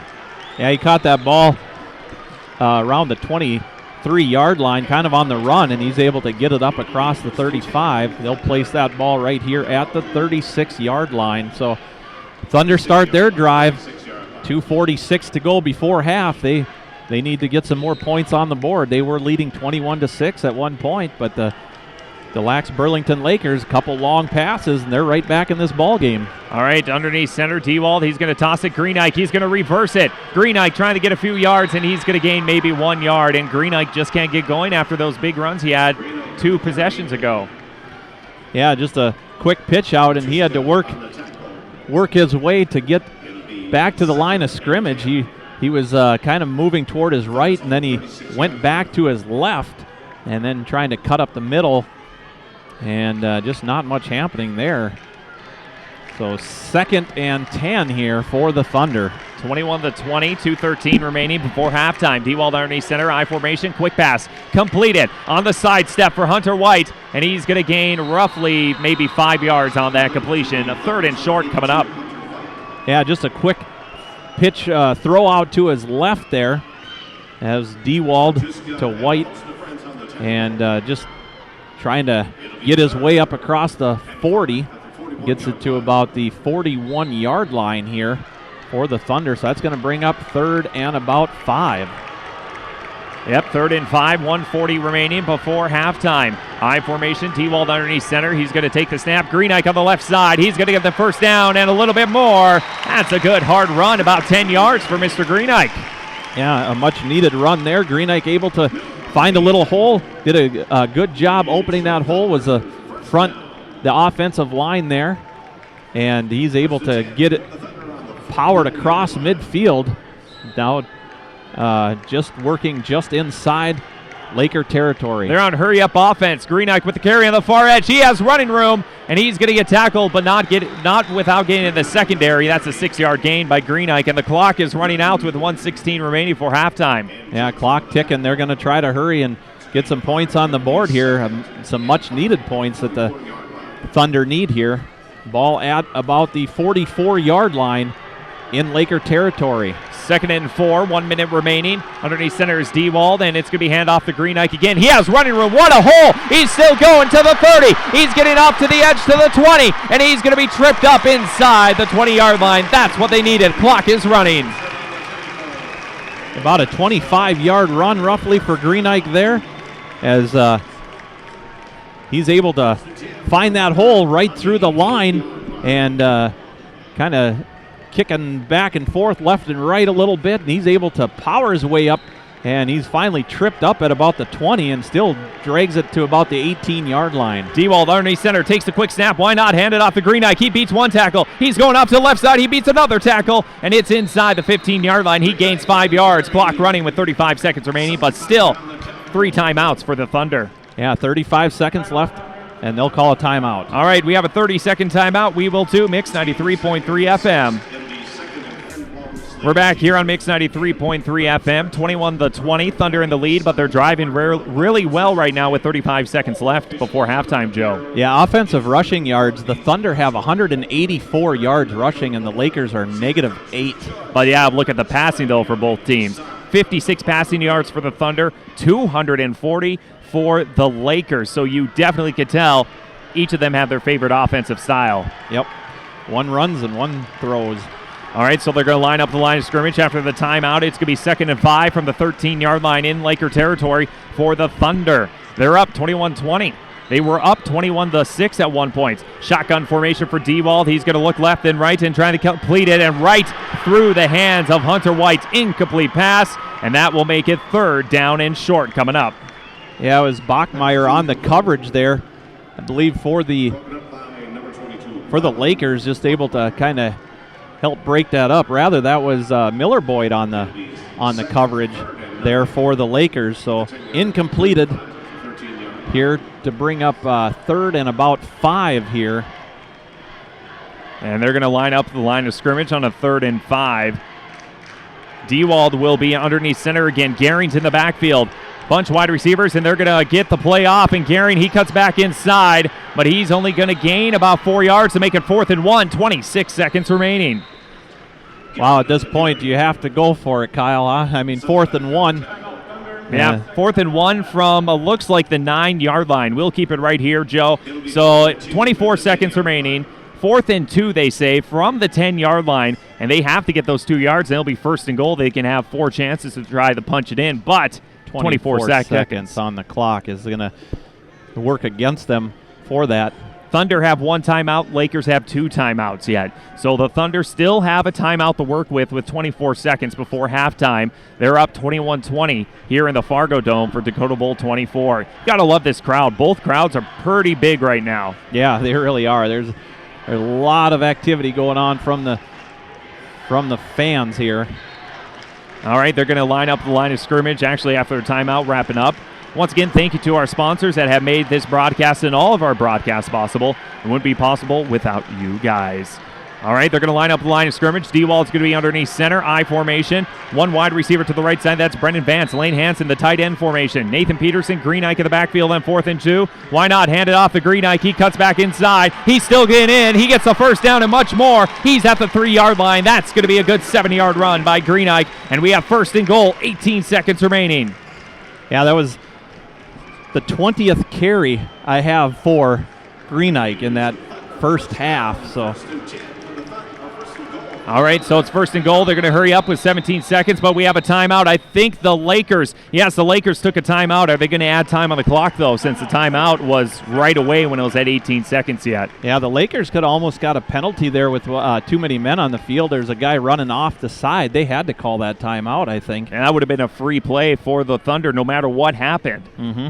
Yeah, if they did have too many men on the field. So, Joe, it's going to be 1st and goal from the 3-yard line, 15 seconds remaining, one timeout each for both teams, 21-20, Thunder in the lead. They're trying to punch it in because the Lakers, they get the ball back to start in the 3rd quarter. Yep, they do. The Thunder received the kick to start the ball game, so the Lakers will get it back to start the 3rd quarter. So this is a very big opportunity that the Thunder must score on. And they got to capitalize, and no matter what, Green Ike is in the field, in the backfield. And it's going to be shotgun formation for D-Wald. It looks like Wirtz and White are playing in the tight end position on the far side. D-Wald's going to go underneath center. There's the snap, handoff. Green Ike left side, and he's going to power his way in. 3-yard touchdown run. Mr. Green Ike, you're ridiculous. What a run there. Green Ike saw the hole. The offensive line gets credit just as much there as Green Ike running it in. Wow, they powered that hole open. And Weston Ellingson, wow, what an animal there. Just runs in front of him, powering his way for Green Ike to have that hole. Extra point. Kick is up, and it is good. And it's 28-20. Thunder in the lead by a score. Back in 30 seconds. Mix 93.3 FM. Kyle Dean, Joe Jacobs here on Mix 93.3 FM, and it's 28-20 right now. And the Lakers get the ball back with 11 seconds remaining before halftime on the kickoff, Joe.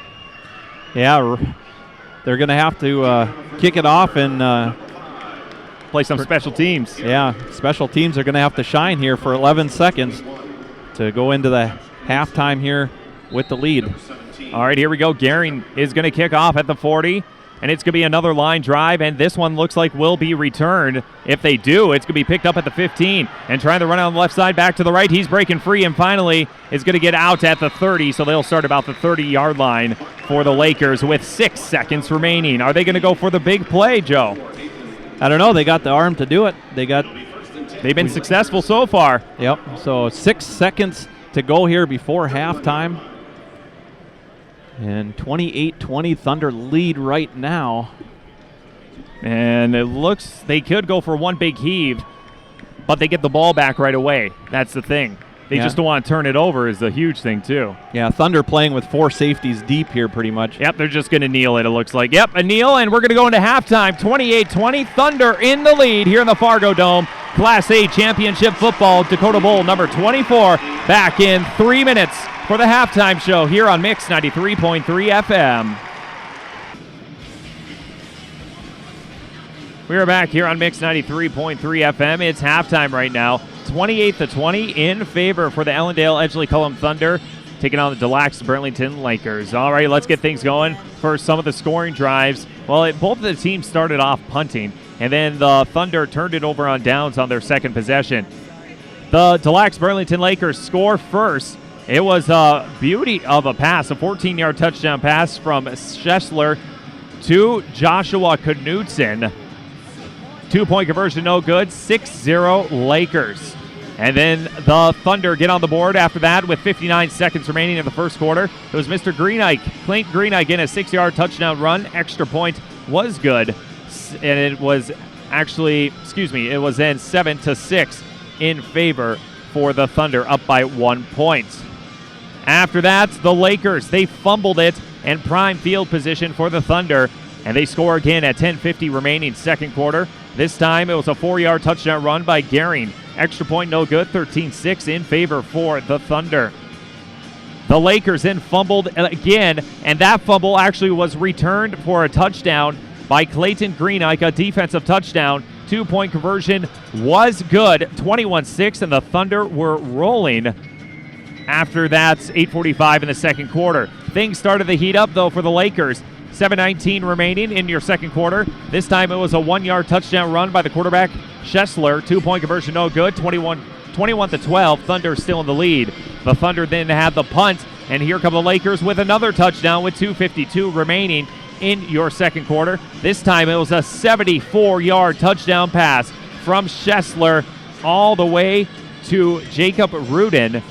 2-point conversion good, 21-20. Thunder still maintaining a 1-point lead, but the Thunder drive down and score a touchdown with 11 seconds remaining. It was a 3-yard touchdown run by Clayton Greenike. That is his third touchdown for this morning. Extra point good, 28-20 in favor for the Thunder. Joe, it's been an exciting game for both offenses. What's going on your side? All right, we'll start with the offense here for the Lacs-Burlington Lakers. 8 carries on a -8 total offensive rushing yards there. So great defense by the Thunder, holding the Lacs-Burlington Lakers to negative yardage on trying to run the ball. But their passing is what's keeping them alive. They're 8 of 17 for 240 yards. They had 75 yards completed to Bachmeier, 74 yards to Jacob Rudin, 49 yards to Joshua Knutson, 39 yards to Tanner Johnson. So that's where all their offense is coming from, is passing that ball. Now for the Ellendale Edgeley-Kulm Thunder, I have 159 yards for Clayton Greenike off of 21 carries. Of course, that's all unofficial here, but for the Thunder, 27 carries total for 198 yards is what the Thunder have here on their offensive rushing. For passing, Jacob Dewald, 5 of 9 for 56 yards, 13-yard completions to Hunter White and Lane Hansen, 20-yarder to Luke Wirtz and Nathan Peterson, getting in the single digits as well there for the Thunder. Also, the Thunder had a 5-yard penalty, false start in that first quarter, and then they couple illegal formation penalties for another 10 yards. So that's what I have to this point here at halftime, 28-20 in favor of the Ellendale Edgeley-Kulm Thunder. We should keep in mind the Lakers get the ball back to start things off, and the way they're gaining those big yards, it's just kind of scary, I guess you would say. You know, they're passing very well, and the defense is just breaking down on those 1 or 2 plays, and they always complete on those 1 and 2 plays. Yeah, the Thunder have had them to 3rd and 11 at one of those 50-yard gains. You know, 3rd and 11, it looks like the momentum swing is all in the Thunder's favor. They're doing a great job holding them, and then all of a sudden one big play, and it's 1st and 10, and the next thing you know, another pass, and they're in the end zone. So, yeah, this throwing the ball is very dangerous. And taking a look at some defense here, as we just got to hand off to some stats once I get to the defense side, because the defense has been quite awesome for both of them in a way, even though it's kind of high scoring right now. We're getting to the shootout points, I guess you would say. Nathan Peterson is the lead tackler so far for the Thunder. Luke Wirtz has 2 tackles with a sack. Nobody has a sack on the Thunder side. Nobody has a sack on the Lacs-Burlington side.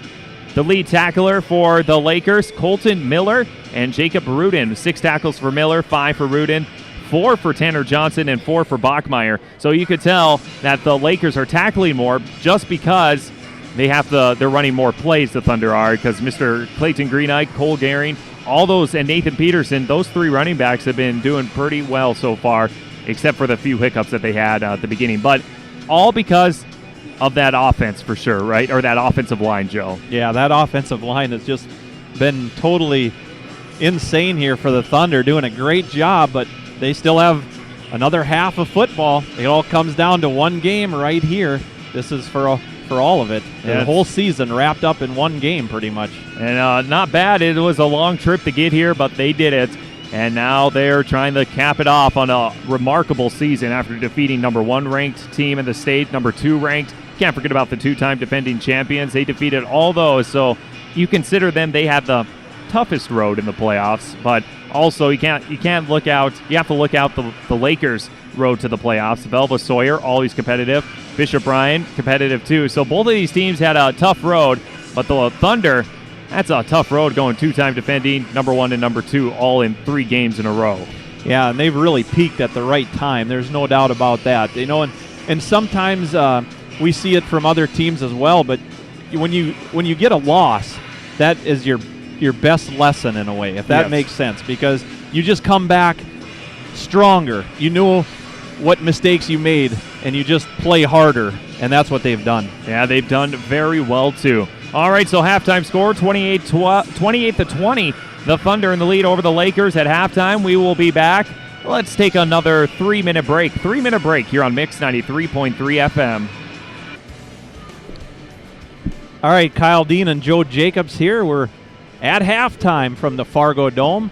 The Ellendale Edgeley-Kulm Thunder leading here 28-20 here at halftime, just within a minute or two here of starting the third quarter. The kickoff will head to the Lacs-Burlington Lakers. They will receive the kick to start the third quarter of play. All right, so once again, it's 28-20, and we're going to take another minute break. 1-minute break, and we'll have third quarter, Mix 93.3 FM. Hey, we're back here on Mix 93.3 FM and MixJamestown.com. I'd like to take this time and say thank you to all the veterans here on your Veterans Day. Hope you guys are having a great day today, and thank you for tuning in here on your bright and early Friday morning for a football game. And, of course, halftime score, 28-20, Thunder in the lead over the Lacs-Burlington Lakers.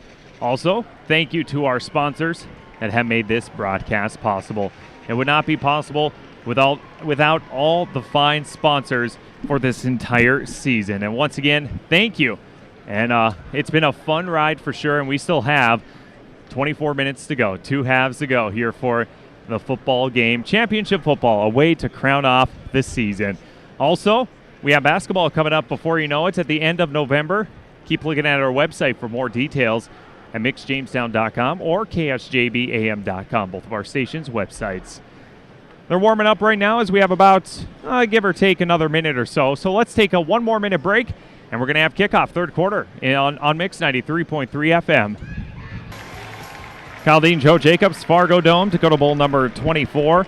And also thank you to everybody that listens online, because I heard our streaming service has been wonderful for this season for a lot of the fans, Joe. Yep, that's a great way to listen if you're a long distance away. Absolutely, turn on your computer or on your smartphone. Yep, it's absolutely free to download on your smartphone. Just search Mix Jamestown and you can listen all the play-by-play. All right, they're going to line up and get ready here for kickoff. And the Lakers will begin the ball back, Joe. And it's see what the defense has made changes now for Coach Sheely and the Thunder. That's the big thing. Yeah, see if they can break up these big passes that the Lakers have been putting up. All right, so we got a good crowd on hand as we have the 9-man game that's going to start after this, but we won't be carrying any more games. We're just doing this game here today on Mix 93.3 FM, and we're getting ready to kick off. Gehring is going to give it to the Lakers on the kickoff, and here we go at the FargoDome. I think it's going to get loud in here. The start here, the second half. I mean, a close game like this. And a lot of fans on hand from both sides. And here's kickoff for Gehring. That's a pretty good kick, but it's going to be picked up and trying to return it on the far side. That's going to be Miller Boyd, and he's going to get to the 29-yard line. Yeah, he caught that at about the 15-yard line, so a nice kick there again by Gehring. And just able to run it right up the middle, trying to follow some blocking, and gets it up across to about the 32-yard line where they'll place that ball. So that's where the Lacs-Burlington, the Lakers, will start their drive here to start the third quarter. Here we go. All right, and they're going to line up line of scrimmage. It's going to be Schessler, four wide receivers on the far side, one to the near side, and there's the snap. Schessler, they're going to do a screen pass for the wide receiver, and almost getting the tackle there was Madke, still going to gain 7-8 yards on that pass completion. Yeah, that pass completion to Bachmeyer to his quick pass out to his left. And Bachmeyer able to reel it in and breaks a tackle from Matke right about the line there and able to get across to about the 40-yard line. 2nd and 3 at the 40-yard line. Schessler's lining up underneath center, I formation, one wide receiver to the right side. Waiting here for the snap for the Lakers. Schessler, snap, and they're going to fake the handoff to Bartuska, going up for a quick pass and wide open again, but getting tackled right away, but still getting the first down is Tanner Johnson, a gain of about 3 yards or so. Yeah, enough for the first down, though. It's going to move the chains. That's going to put him up to about the 46-yard line.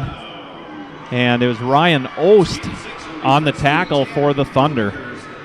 So now it's going to be 1st and 10 from the 46-yard line in Laker territory yet for the Lakers. Third quarter just started, 11 minutes remaining. 28-20, Thunder in the lead. 3 wide receivers near side, 1 to the far side. Waiting here for the snap. Schessler takes the snap, low, looking to the right. He's going for a far one on the other side, and it's intercepted. Was he in, though? He was out of bounds. He was out of bounds, but that was right into the hands to the cornerback. Yeah, Philip Hagan able to grab it here. We'll be able to see that on the big screen and just see once as he catches it. Yeah, he's in the air. Boy, if he would have had just another foot, he would have been in, but he breaks up the play, though.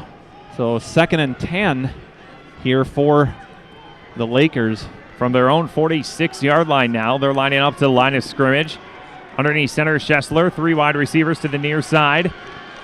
Waiting here for the snap with the running back right behind him. Schessler, snap. He rolls to the left side. He's going for the pass, and he's going to try go up to the completion, but over the head of Ryan Hanna, and that's going to be 3rd down and 10 coming up. Yeah, and that was Brennan Vance on the coverage there. Some good coverage as he was right on him and able to make sure that ball was not caught. So 3rd and 10, here we go again. The Lakers, you got to worry, Kyle, because they've put up some big plays on 3rd downs. Yep, 3rd and 10, and they still can run it, but they haven't ran it well today. Shotgun for Schessler. 2 wide receivers to the left side, dropping back for a pass, and he's going to try to throw it up in the air, and Johnson is wide open, intercepted by Brennan Vance at the 30-yard line. Turnover number 3 for the Lakers. Brennan Vance had a good read on that. He was right on his man. He turned around first. He jumped. He had to jump pretty high for that ball, Kyle, but he was able to pull it down. Interception, huge turnover, and that's what the Thunder needed here to start this 3rd quarter. Nice job there, Brennan Vance. Thing is, 3 turnovers for the Lakers, but it's still a 1-score game, 28-20. So now they got to get the offense moving, which they have rushed the ball very well, but they have a little sprinkling of passing going in. All right, Dewald's going to be underneath center, I formation, 2 wide receivers to the far side. Dewald, snap, toss, Greenike left side. He cuts back inside. He's still trying to go forward, but finally brought down after gaining 70 yards near that 40-yard line. So the first carry for Greenike, able to run it up the middle, gets a little pitch out to his left and runs up the middle, gets across to about the 38-yard line. Brennan Vance intercepting that ball right at the 30-yard line. So ball now to about the 38-yard line. The Thunder in their own territory with it, but brings up 2nd and about 3. 2nd and 3 underneath center. Dewald, triangle formation for the running backs. Hand off to Greenike onto the near side. Cuts back inside. And that's a face mask tackle, I believe. I think I saw. Oh, it sure looked like it, but they're not calling it. We'll look at the big board, but that's still 1st down after gaining 10 yards for Mr. Greenike. Yeah, so a pitch out to his right this time. We're going to have to watch this. Yeah, that was right on the mask, and it wasn't even called. It wasn't called. That ref was right at the sideline at the 50-yard line, too. He should have saw that. I mean, that was a pretty plain face mask there. That would have been a huge penalty. Yeah, that looked like it looking at the big board. All right, so now underneath center is going to be Dewald, 1st and 10, 50-yard line. Right at the 50. Dewald waiting for the snap. There it is. They're going to hand it off. Greenike on the left side. Greenike still power forward. Look at all the Lakers. They're just carried him forward. That's another 5-yard gain by Greenike. Yeah, Greenike there this time going to his left and following some blocking and getting it right up to the 45-yard line. So if he can keep on punching 5 or 7 yards at a time, they're going to keep handing it to him. But we've seen the Thunder offense where they shake it up a little bit. Here comes Dewald, 9:10 remaining in your third quarter, 28-20, Thunder in the lead. They're driving. They're at the Laker 45-yard line, 2nd and 5. Lining up to the line of scrimmage. Dewald's going to be underneath center. Triangle formation once again for the running backs. Handoff, Greenike, why not? Keep feeding him the rock, and he's going to gain it. Wow, he trucked over a player. Another one, and he's still going back inside the 15. My goodness, Clayton Greenike. That was just a ridiculous run there. Greenike powering his way across the 35. He's hit. He's still on his feet. He gets up to the 25. He's hit again. He's still on his feet. He gets it all the way to the 13-yard line.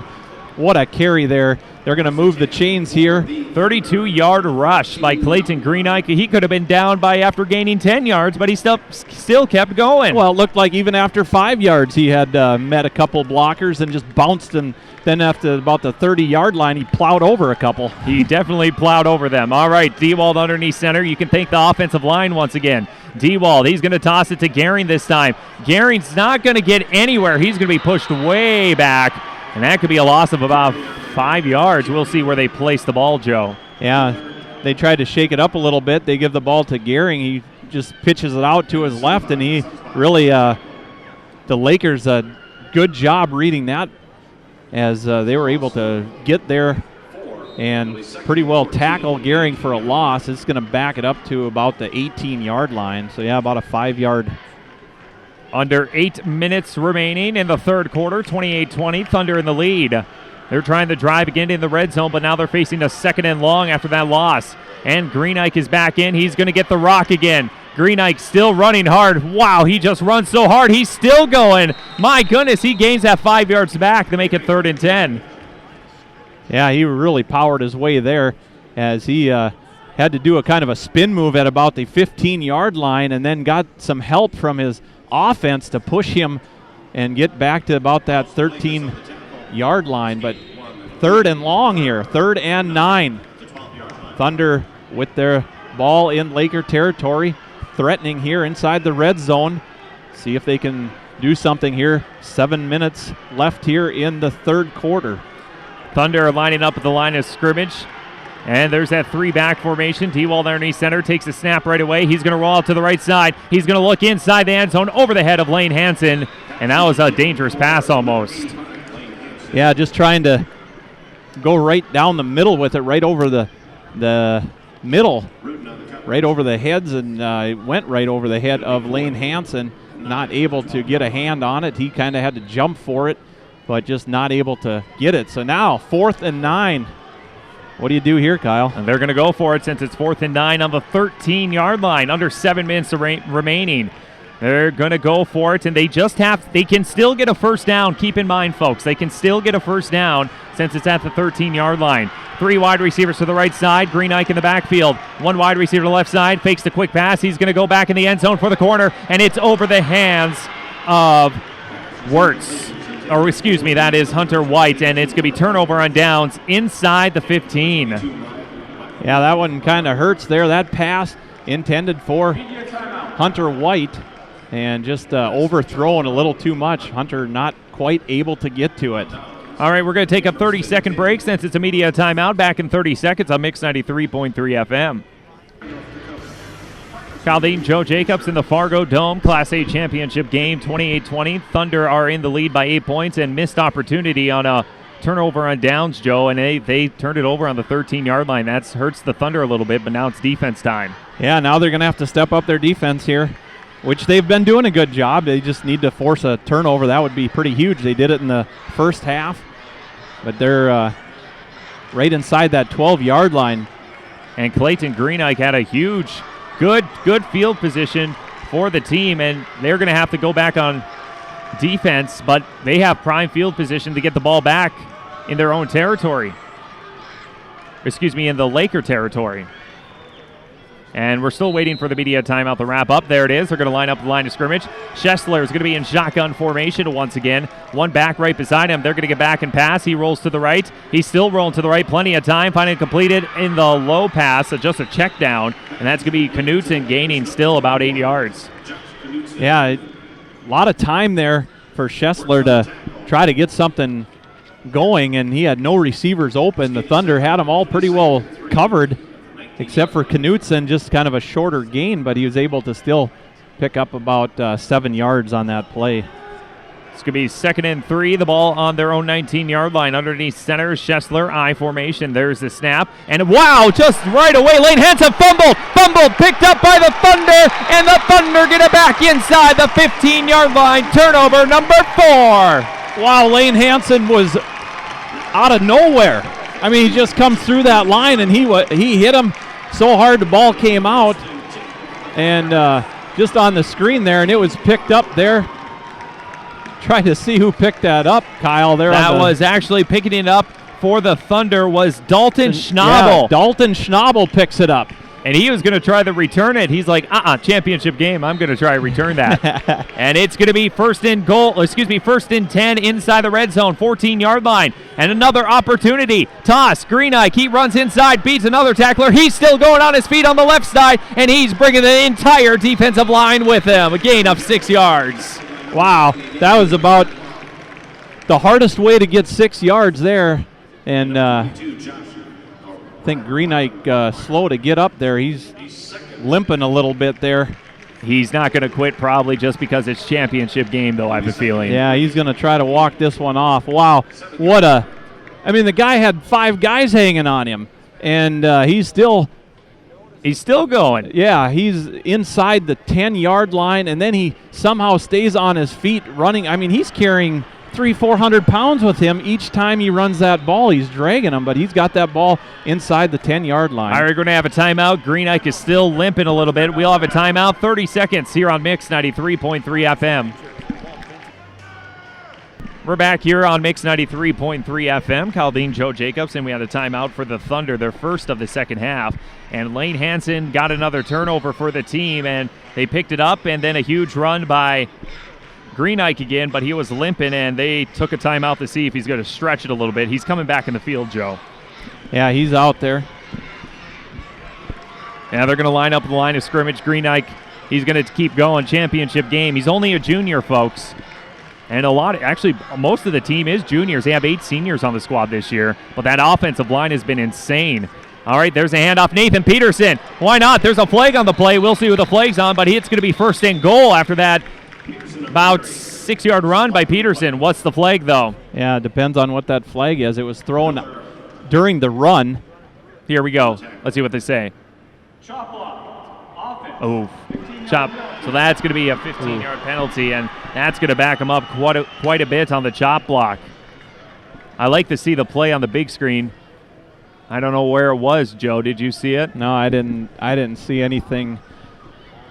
Yeah, but the ref was right there, so he did a good job catching that, and that's going to be a 2nd and 15 now from the 20, so they have a long way to go. It would have been a 1st and goal, but now they're backed up. Yeah, it would have been 1st and goal on the 1-yard line, but now after that penalty, they've pretty much been running the clock down back and forth here in this red zone. And they haven't scored in the red zone, which is huge because it's only a 1-possession game. Greenike is in motion, and Dewald rolling out to the left. Completed to the tight end, Luke Wirtz, and he's going to gain 10 yards back to make it 3rd and a manageable 5. Yeah, Luke Wirtz, just Dewald rolling out to his right. He had 3 receivers and hits Luke Wirtz. And Wirtz is going to get tackled right about the 10-yard line. They'll place that ball right between the 9 and the 10-yard line here. So they need to get to about the 4-yard line for the 1st down, or 1st and goal, you could say. Or they could just score. That would be okay too, Kyle. Yeah, it doesn't matter. We have a great game going on here this evening, this afternoon, this morning, I guess. Yeah, you'll get it. Player in motion, Dewald. Dewald's going to toss it. Greenike, he cuts back inside. He's still running, and he's going to gain close to the 1st down marker. We have a 4th and 1 coming up. Yeah, it's going to be real close. I think he's about a yard short.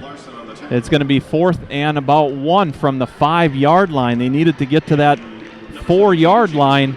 Greenike trying to power his way there. He did a good job, but just going to be a little bit short here. So this is probably going to be one of as up to this point, the biggest play of this game right here. 4th and 1 for the Thunder. They're going to try to get it first and goal. They can still get a first and goal. They have to make this. Oh, we got a bunched up formation. D-Wald, is he going to take it? No, he's going to hand off. Greenike wide open, gets a first down and more. Another touchdown. Clayton Greenike, he's still scoring touchdowns after that 5-yard touchdown stuff that he did last week. He gets another one. Yeah, the Lakers expecting probably a quarterback sneak on that. They were lined up right on that line, and I'll tell you what, they fooled them, and Greenike able to run and bounce off a little bit, a couple players to his left, and just pretty well forced his way into the end zone on his own feet. My goodness, now it's extra point. Up, and that one is good, and the score is 35-20. Thunder in the lead by 2 scores, 3:32 remaining, back in 30 seconds on Mix 93.3 FM. 35-20, and Clayton Greenike scores another touchdown. That would be touchdown number 1, 2, 3. 3 touchdowns so far. 4, including the defensive one for the Clayton Greenike. He is definitely carrying this team, and that offensive line has been wonderful. Yeah, they've been doing such a great job finding him some holes, and he's been able to run for a lot of yards. Now he's got, I've got 27 carries on the afternoon for him, and he's pretty much, the Thunder have 247 yards of rushing, and he's pretty much 90% of that. Yeah, he's got about, I'm just roughly guessing about 220 of that. Yeah, and he had a 60-yard performance last week versus Langdon, so you could tell he's having fun out there, just run, and my goodness, he just runs. But once again, you got to credit the play calling and the offensive line. Yeah, he scared us a few times with, looking like he might be injured during the season. We've seen it, but one tough kid. All right, here's kickoff, and he's going to try to return it. Here are the Lakers, and they have running room, and they almost broke free, finally tackled at the 38-yard line in Laker territory. Good return by the Lakers. Yeah, Philip Hagan going to tackle. It's Miller Boyd on the return. He picked that ball up at the 14-yard line, and he's able to cross up to about the 38-yard line where they're going to place that ball. So basically the Lakers will start their drive from their own 38 and see what this Thunder defense can do. All right, they're kind of in a spread defense. Shotgun formation for Schlesler for the Lakers. He's dropping back for a pass. Here comes Lane Hansen, and it's going to be just incomplete pass. And my goodness, Lane Hansen was coming back off the edge. Incomplete, though. Yeah, Lane Hansen just powering his way through there, putting some pressure on the quarterback, on Schlesler. Yep. Incomplete pass. Yeah, just threw it down the middle trying to get there. Luke Wirtz on the coverage for the intended receiver. All right, it's going to be 2nd and 10 from the 38s in Laker territory for the Lakers. Schlesler is underneath center. They're going to fake the handoff, rolling out to the left side. Completed this time. What a hit there by the Thunder. My goodness, Hunter White. Hunter White just wrapping him up. That pass was that Tanner Johnson? That was Jacob Rudin, excuse me. Okay. I believe so. Yeah, well. Yep, Jacob Rudin, number 17. Yep, number 17, Rudin, that he's going to lose a few yards on, about a yard on that tackle there by Hunter White. All right, shotgun formation for Schlesler on a 3rd and 11. 37-yard line waiting here. The Thunder are up by 2 scores, dropping back. Look for the big play. They're going to throw it up, and it's completed. What a big play. He's running free and trying to get some is Bachmeyer, and finally gains a good amount of yardage, and we're still in the ball game with that huge completion on 3rd and 11. Yeah, it's about a 31-yard gain there. Just thrown right up the middle. And that's exactly what the Thunder need to try to stop. They're 3rd and 11, and here they come with this big play, and that's about the 3rd time they've done that. And the Lakers haven't run the ball at all in this second half, at all. It's been all passing. Shotgun formation for Schlesler. He's trying to figure out where to go on the left side. They're going to hand it off this time. The first run and tripped up, and that would be Bartuska with the run. He's going to gain roughly 3 yards. That's the first run in the second half. Yeah, first run I have for them is right by number 30, Colton Bartuska. Just going to try to run it. He looked like he had a little room there, but he tripped up right away, getting the ball to about the 29-yard line. here for the Lakers. Under 2 minutes remaining, third quarter. Shotgun formation for Schlesler. Bunch formation, and it's going to be a roll out to the left side. He's trying to go back and complete it, and it's taken out. It was a huge hit by Hunter White, I believe, and it went right out. The ball, it was almost completed. Yeah, it was caught, but he was hit by White. That ball came out before he hit the ground, and so incomplete pass. I believe that pass intention was to Tanner Johnson that time. All right, so now it's going to be a third down once again. A third down again, but this is 4 down territory for the Lakers since they are in Thunder territory. Yep, 3rd and 8. They're lining up line of scrimmage. Schlesler and Bartuska in the backfield. 2 wide receivers to the left side. And they're going to get ready for the snap on a 3rd and 8. There's the snap, and we have the time clock expired. The time clock expired, and that's going to be delay of game. Let's take a 10-second break for Legal ID right here on Mix 93.3 FM. All right, we are back here on Mix 93.3 FM. Kyle Dean, Joe Jacobs, 1:45 remaining in your third quarter, 35-20. This game has been an exciting one, and it's been close. Even though the Lakers have 4 turnovers, they've been pass with the big plays. Schlesler in shotgun formation. 2 wide receivers to the left, 1 to the far side. And it's a low snap. Schlesler moving out. Here comes Lane Hansen, and he got to him again, but it's completed to Johnson, and gaining close to the first down is Bachmeyer, with the completion. That's going to be very close. Yeah, just see where they placed that one there. But they needed 13 yards, and they got at least 12 of it. It's going to be 4th and 1. 4th and 1 from the Thunder.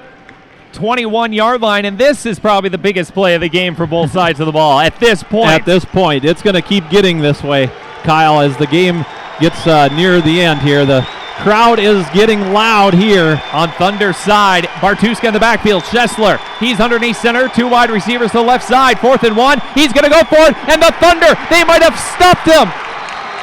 We'll see what the official call is. We're going to wait. We're still waiting for a call from the refs.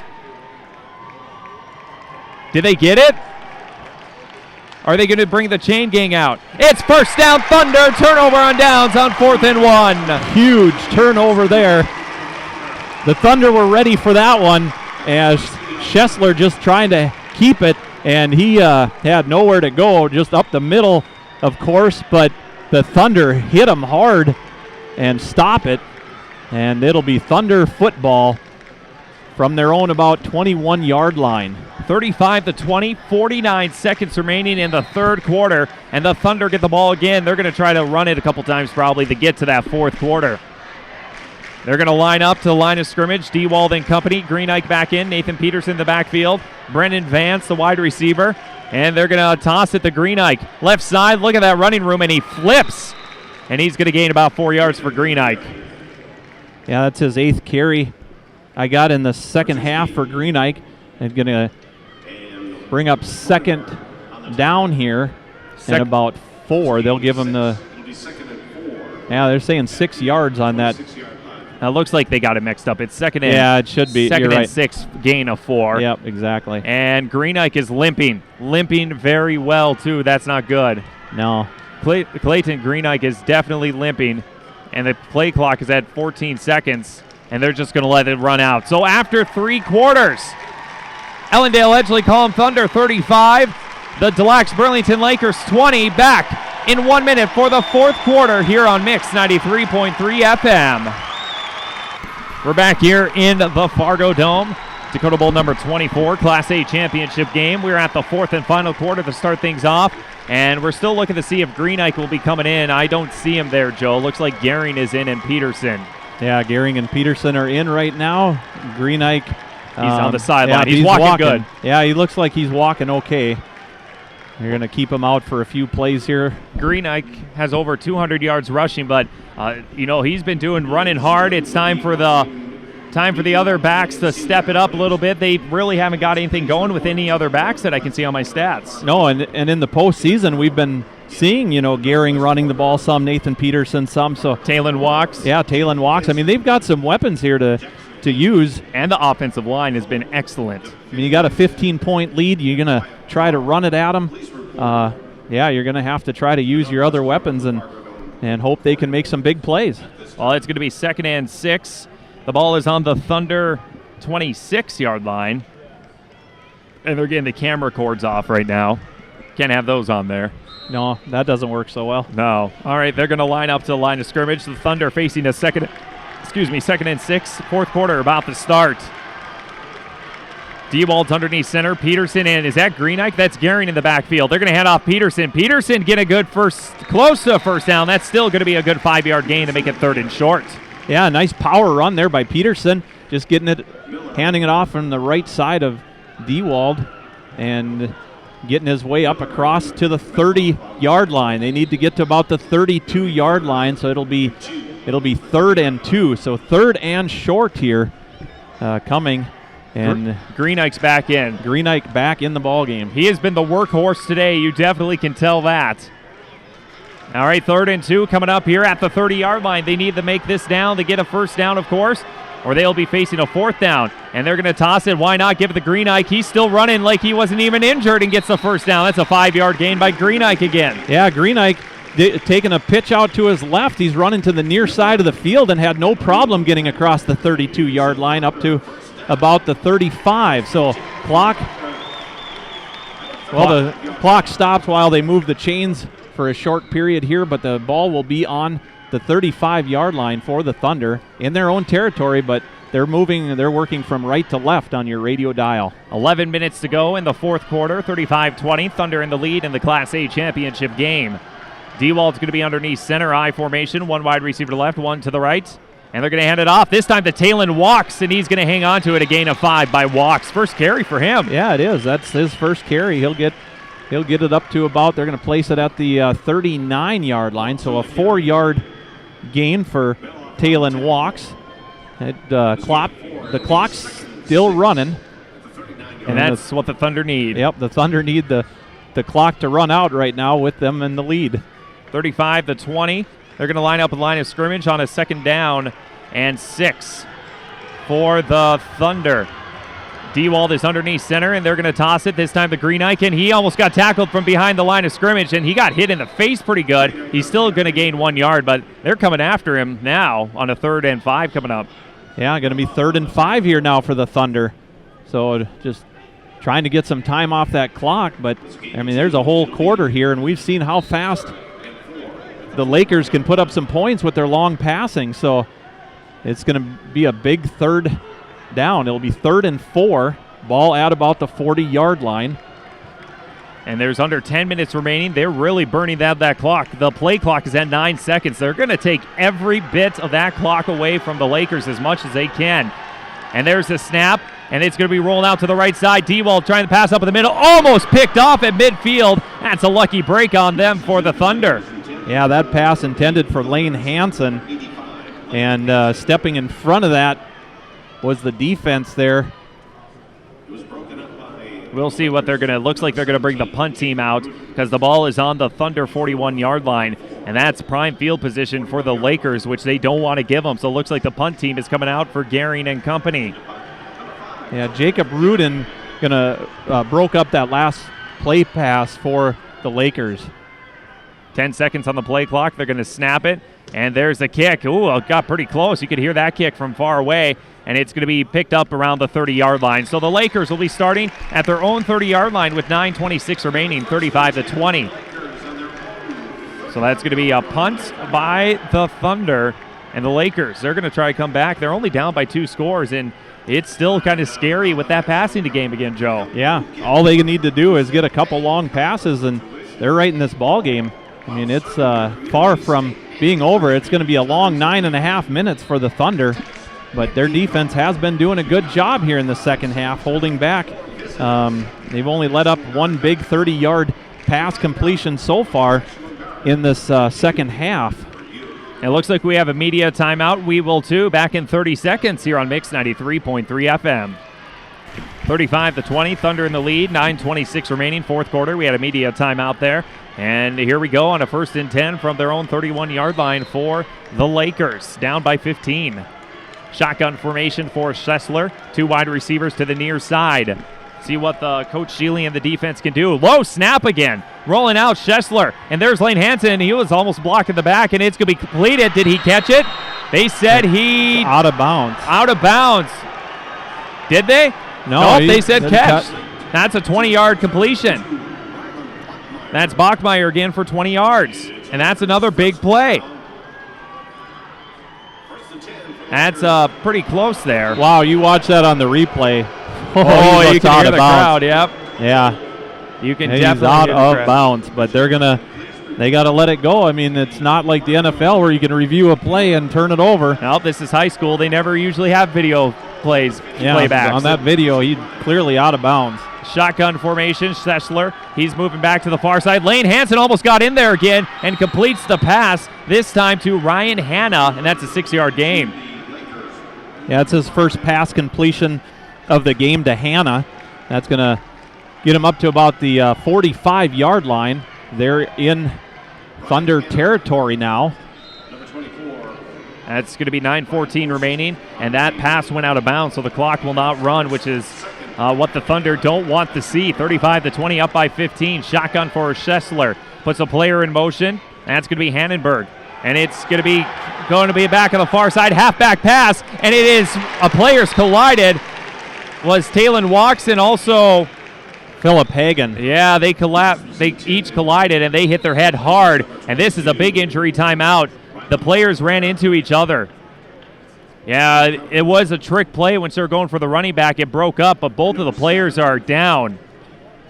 All right, we're going to take a quick break. 9 minutes remaining, 35-20. We'll be back here in a few moments on Mix 93.3 FM. 3rd and 5. Everybody got up under own power. That's good to see. Here we go, 3rd and 5 for the Lakers. Shotgun formation.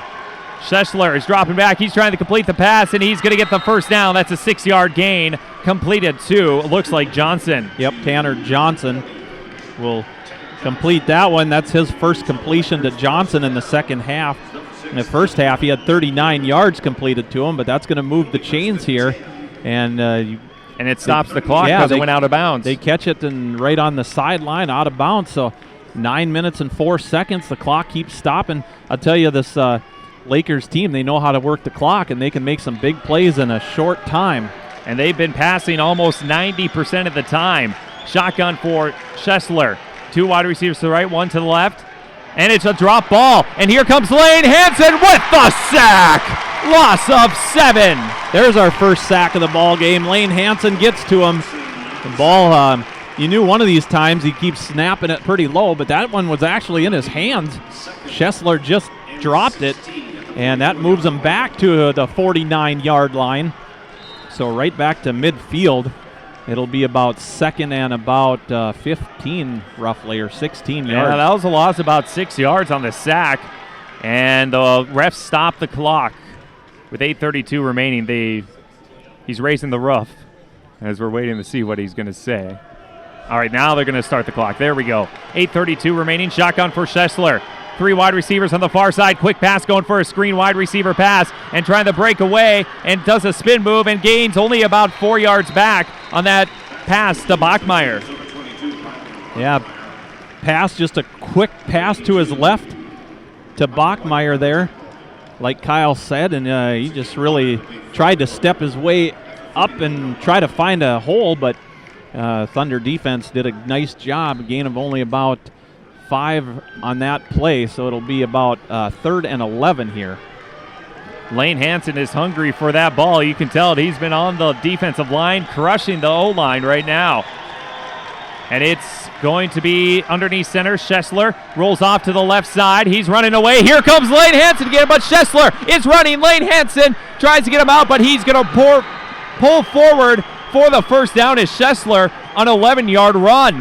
Wow, Schessler there did a nice job of hanging on to that ball and rolling out, looking down the field, nothing there, but he's able to go out around the far side of the field, and he's able to pick up that first down. Lane Hansen chasing him the whole way, finally gets him tripped up, but he dove his way across to move the chains. So here we are 1st and 10 now for the Lakers. 35-20, 7:30 remaining, fourth quarter. Thunder in the lead by 15 points. Lakers are really driving now. Shotgun, Schessler moving back left side. He's going to go up to the end zone. He's going to Johnson, and it's tipped, and no flags and no interceptions. But once again, the clock stops.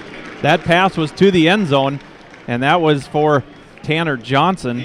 But Philip Hagan and Ryan Ost all over him there, able to tip that ball and keep it.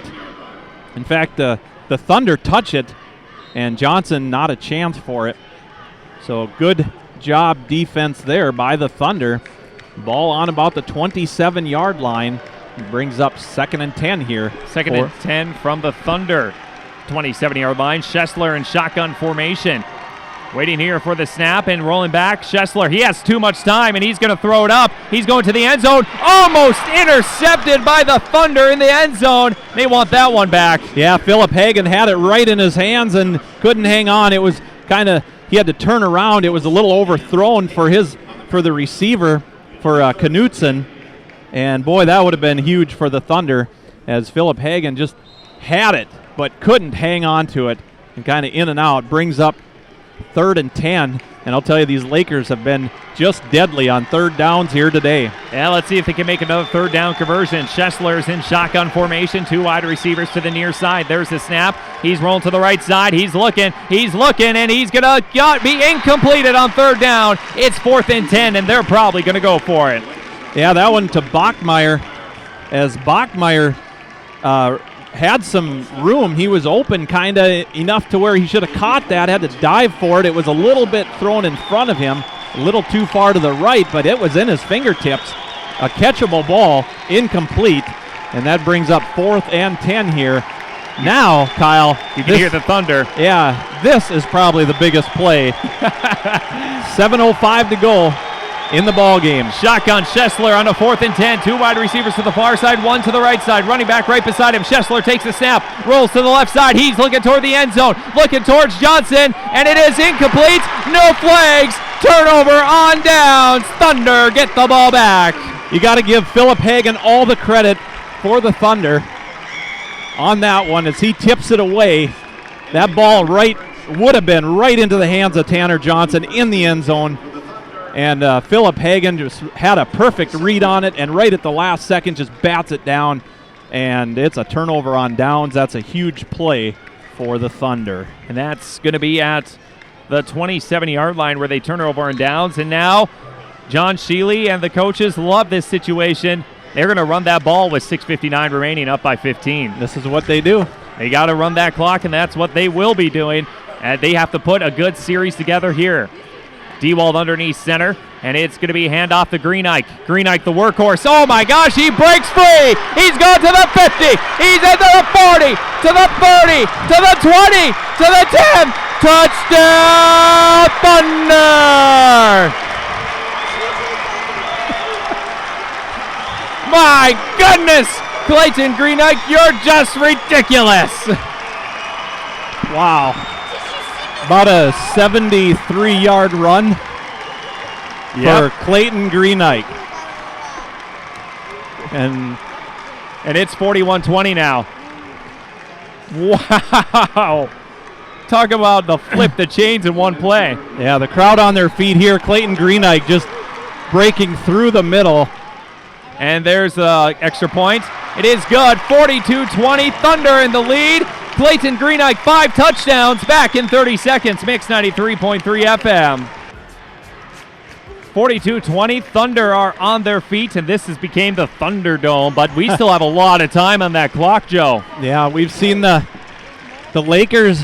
Boy, they're able to make some big plays in short amount of time, and they're doing such a good job stopping the clock. They're able to get that ball to the out of bounds. And I'll tell you what, you can move the ball in a hurry with only 10 seconds going off the clock, and that's what they just did. But I'll tell you, boy, when you get a run like that, Clayton Greenike, 73 yards, just found the middle. Well, I'll tell you, this offensive line just can't get enough credit to give him the holes that he gets or has gotten all season long. He has 4 rushing touchdowns and 1 defensive touchdown. That's 5 touchdowns for Clayton Greenike, and he's a junior. Yep. Keep that in mind, folks. All right, so here we are getting ready for the kickoff. Gehring is going to give it back to the Lakers. Yeah, 10 seconds off the clock. I think they rather take the touchdown sometimes because they're up by 3 scores now almost. Yep, and especially if they can hold them from not getting extra points, then they for sure are. Here's Gehring with the kickoff. It's a line drive. Good kick, picked up at the 20, though. Here come the Lakers, coming off to the near side, trying to break free, and finally tackled about the 42-yard line was one of the Lakers. That is Miller Boyd. Yeah, Luke Wirtz. And let's see, trying to think who else here gets the tackle there. It's going to be Colton Rawl gets the tackle for the Thunder. So it'll be 1st and 10, Lakers ball from their own about 42-yard line. So they trail 42-20. The Ellendale Edgeley-Kulm Thunder on top now by 22 points. 1st and 10 now from the 42-yard line in Laker territory for the Lakers. Schessler, his team down 42-20. Schessler is going to throw it back to the halfback Johnson. Johnson is going to try to get on the left side. He breaks one tackle, almost breaks another one, but there's a great tackle by the Thunder, Luke Wirtz.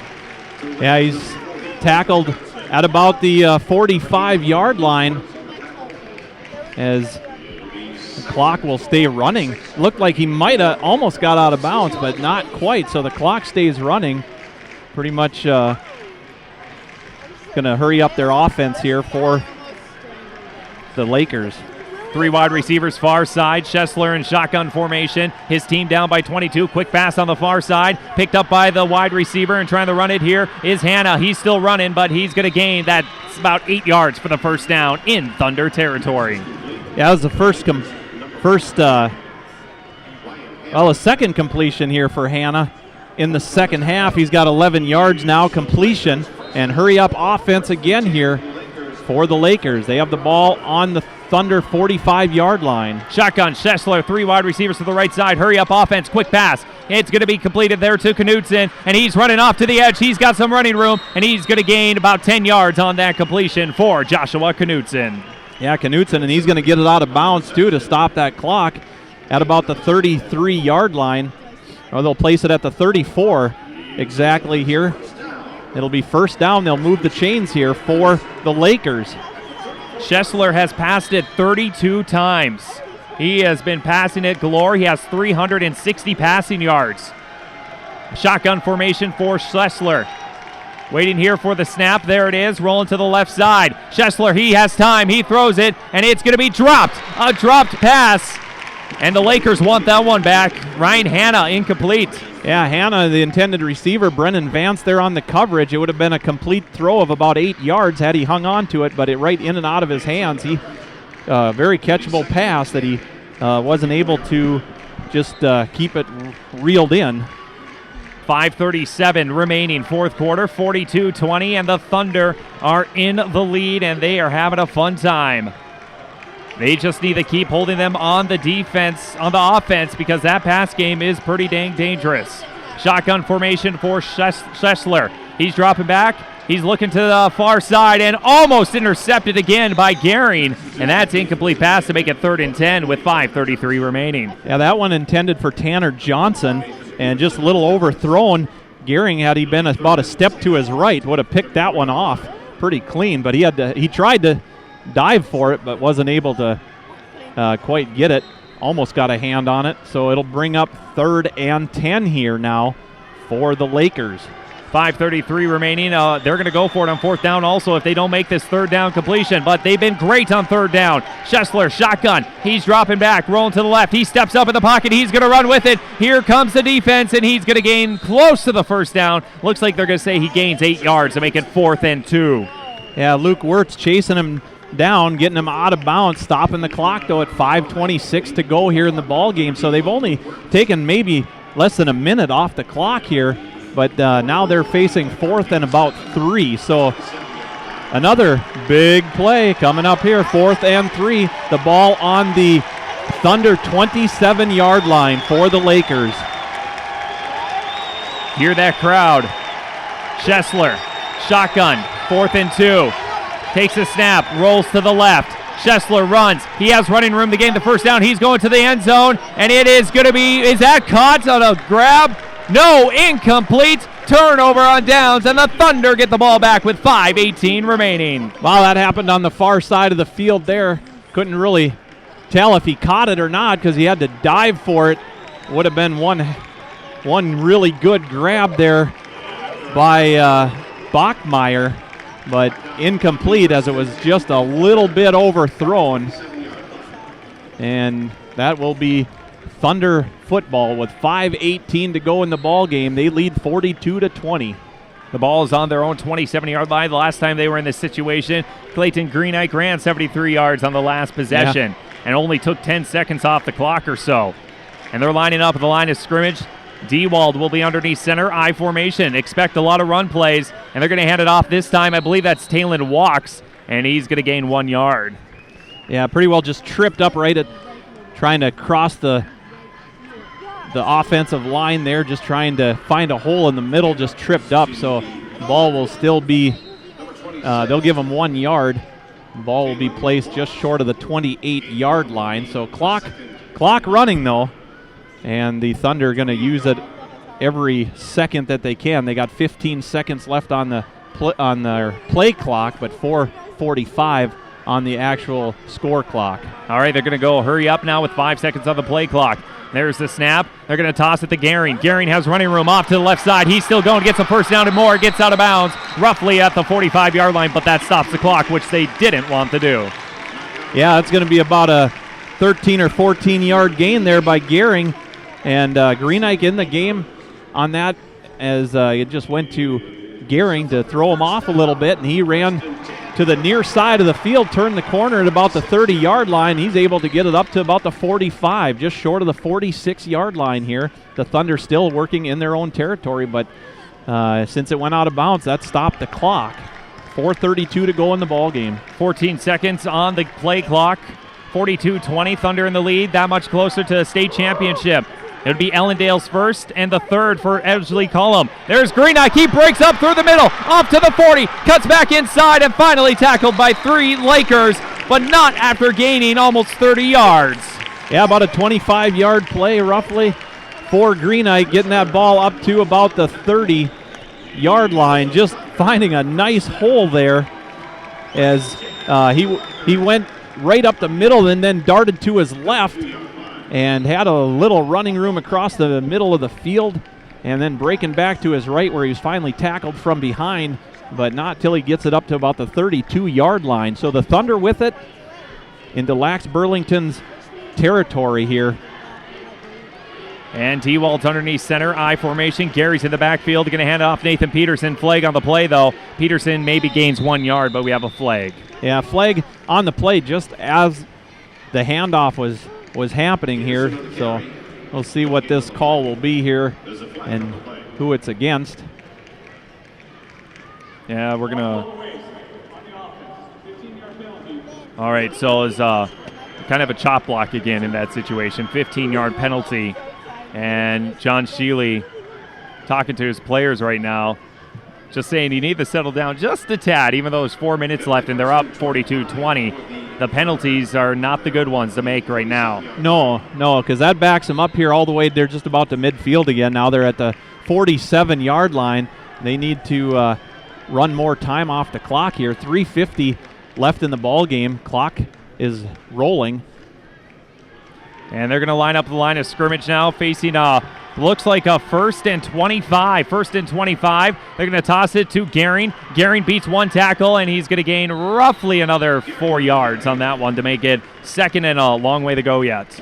Yeah, it'll get them to second down here, but they need to get all the way up to the 23-yard line for the first down, and they are at about the 44-yard line. So they still need about 20 yards yet here to get this first down. And clock running though, because now we're at 3 minutes and 15 seconds left in the game. It's 42-20. The Ellendale Edgeley-Kulm Thunder leading the Lacs-Burlington Lakers here in the state championship game. Winner takes all right here. All the season on the line. Once again, thank you to all of our sponsors that have made this broadcast possible. And wouldn't be possible without you guys. We're going to take a timeout, it looks like. 3 minutes remaining or so. We'll be back as the Thunder lead 42-20 in the fourth quarter. Back in 30 seconds. Mix 93.3 FM. We're back here, 42-20, and Joe, we were discussing at the break that their defense for the Lakers has only allowed 15 points per game all season. All season, the Thunder have 42 points. 42 points put on the board by the Thunder, and they've done that a minimum of 42 for the last 4 games. They had 48 against Park River and 42 against Larimore and 50 against Langdon. Walker Bruns is coming into the game. Green Knight's going to take it out. So Walker Bruns is lined up for the kneel formation. They're just going to kneel it. So just a little bit of a story here. Walker Bruns was injured in a car accident earlier in the season. Before the football season, and he was not able to play football at all this season. And now today he's dressed in a jersey, and they just took a knee for him out here. Very emotional moment. Walker Bruns, everybody. And the team, that's what this team is all about. They work together from 3 towns in Menango, North Dakota, and here they are leading 42-20 with 2 minutes remaining. What a story.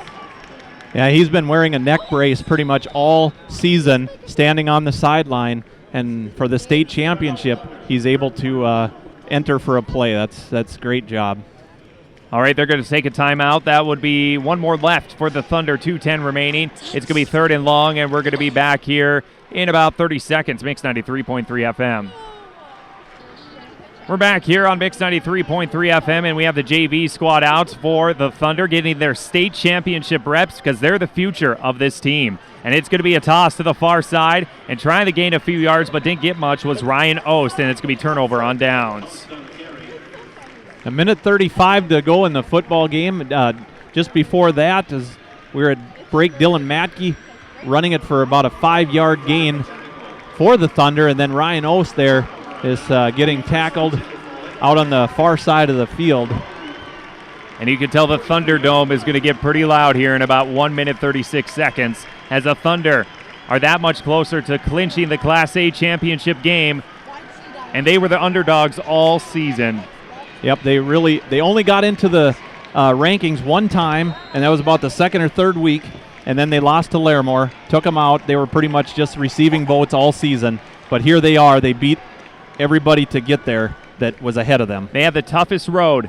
2-time defending state champion Park River Fordville Lincoln. Number 1 ranked Larimore. Number 2 ranked Langdon area Munich. And now they're trying to defeat the Lacs-Burlington, which they were receiving votes in the poll, but also have been ranked in the top 5. And we might have a delay of game because the time clock has run out. So we're just kind of having a lot of delay of games here going at the end here with 1:36 remaining, 42-20. And the Lacs-Burlington Lakers will be bringing out their JV also, and once again the future of the Lakers. So let's talk a little bit. Coach John Sheely, 4 years ago, took this team under his wing with all the other coaches. The assistants have been wonderful for the assistant coaches. 0-8, 3-5, and all of a sudden, here they are, almost state champions with 1:36 remaining. And they're going to hand it off on the left side, trying to get a good carry. There was Tristan Schroeder, a sophomore running back. And, Joe, we got to thank some of the seniors on this squad. Seniors, Brennan Vance, Taylon Walks, Bryce Fisher, Casey Strong, Weston Elliotson, Luke Wirtz, Hunter White. I think I'm missing one, too. Oh, Joshua Fosnot. Yeah, so awesome for the seniors to go out on top with 1:07 remaining. Bridger Mathern making the last tackle here for the Thunder. And they're going to cut back inside for a quick move on the other side for the Lakers, in which that's Tristan Schroeder again with another carry, and they have a lot of seniors also that will be graduating. That tackle made by Seth Strong with assisted from Dakota Schoenfelder for the Thunder, and there's just 40 seconds left in the ball game as it's 42-20. The Ellendale Edgeley-Kulm Thunder leading by 22 points. 30 seconds to go here. Clock running.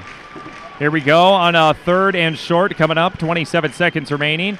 And they're going to hand it off for the Lakers and going to get tackled by gaining 1 yard or so for the Lakers. 19 seconds remaining. 25 on the game clock. Colton Rawl on the tackle there as that'll bring up 4th down. And here we go, the last 10 seconds. Hear the thunder roar.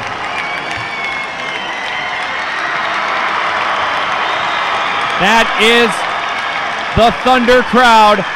The towns of Ellendale, Edgeley-Kulm, and the surrounding areas.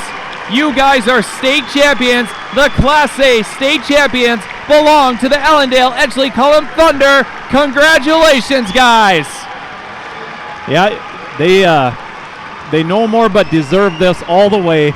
Like we just talked about, Kyle, they have knocked off some of the biggest teams out here along the state. They knocked off number one, and they had just as much chance of anybody else here winning it, and they were able to do it. They pretty much put a nail into their season, and they're state champions. All right, we're going to take a quick break here. We're going to have to wrap up the post-game show rather quick because we got to get to a live broadcast with Bobby Gay and Kurt Saylor. We'll be back here in 3 minutes for the post-game show on Mix 93.3 FM. We're back here in the FargoDome, Dakota Bowl number 24, and your champions are the Ellendale Edgeley-Kulm Thunder, defeating the Lacs-Burlington Lakers 42-20 in what has been an awesome season. And we were talking a little bit that this season these groups of players have done so well, and you got to remember, these players are also multi-sport athletes: wrestling, basketball, baseball. They do a little bit of everything, and congratulations to both sides of the football, but the Thunder are champions here in the FargoDome, the Thunderdome as the crowd likes to call it. We're going to run down the scoring here really quick, get to the stats, and then we're going to wrap it up for the football season. All right, let's get things going. First touchdown came at the 4:17 mark in the first quarter. It was a 14-yard touchdown pass for Lacs-Burlington. It was Schessler to his wide receiver, Joshua Knudsen. 2-point conversion, no good, 6-0 Lakers. The Thunder get on the board with 59 seconds remaining, first quarter. Clayton Greenike, 6-yard touchdown run. Extra point good, 7-6, Thunder in the lead, and they never turned back after that. They got the ball back after a fumble by the Lakers, and it was this time Gehring with a 4-yard touchdown run. 13-6 in favor for the Thunder. The Lakers fumble it once again. That's 2 of 4 fumbles that they had, and the Thunder capitalized. How? With that fumble, it was a defensive touchdown by Clayton Greenike. 21-6, Thunder in the lead. Then it was a touchdown for the Lakers. This time it was a 1-yard touchdown run for the quarterback Schessler for the Lakers. 21-12 in favor for the Thunder. And then the Lakers score again. A 74-yard touchdown pass. This one was from Schessler to Rudin. And that was a 2-point conversion good. 21-20 Thunder, and that's how close it got again after that, as the Lakers could not score at all in the second half. Another score by Clayton Greenike, a 3-yard touchdown run, 28-20. Then after that, second half was all Thunder after a couple turnovers, interception, and a fumble by the Lakers. Clayton Greenike gets a 4-yard touchdown run to make it 35-20, and then he gets another 73-yard touchdown run to make it 42-20. Final score, Thunder are Class A champions. Clayton Greenike had a total of 5 touchdowns, if I'm not mistaken. Let me check here. 1, 2, 3, 4, 5. Yes, 5 touchdowns, 4 offensive and 1 defensive for that. And Joe Jacobs has some stats here. Before we get going, you could just hear that crowd. The Thunder roars, doesn't it? Yeah, they're handing out the championship trophies here. They'll do some individuals, but the state champions, the Ellendale Edgeley-Kulm Thunder, here to receive their first place trophy. We'll shoot out here some quick stats here to Lacs-Burlington. The Lakers in the second half, they had 5 carries for a positive 25 yards this time. They were negative 8 in the first, so 13 carries total for 17 yards. And then Schessler in the second half, 19 of 36 overall. He was 11 of 19 in the second half, but 19 of 36 total, 360 passing yards, and 157 yards of those to Bachmeyer. Ryland Bachmeyer put up 157 completed yards there from Schessler for 360 yards. They had a lot of passing today. Now for the Ellendale Edgeley-Kulm Thunder, Clayton Greenike. I had 33 carries on the day for Clayton Greenike, and he had 336 yards roughly, 377 yards total offense running the ball for the Thunder off of 40 carries total. And 33 of those carries, Clayton Greenike, like I said, he had about 330-ish roughly of those. And Jacob Dewald overall today, he was 6 of 11 for 62 total yards. He was just 1 of 2 in the second half. They only made 2 attempts, one to Luke Wirtz, caught for about 10 yards.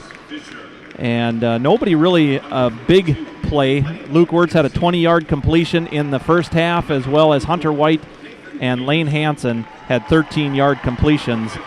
And the Thunder even had, they had 5 penalties on the afternoon.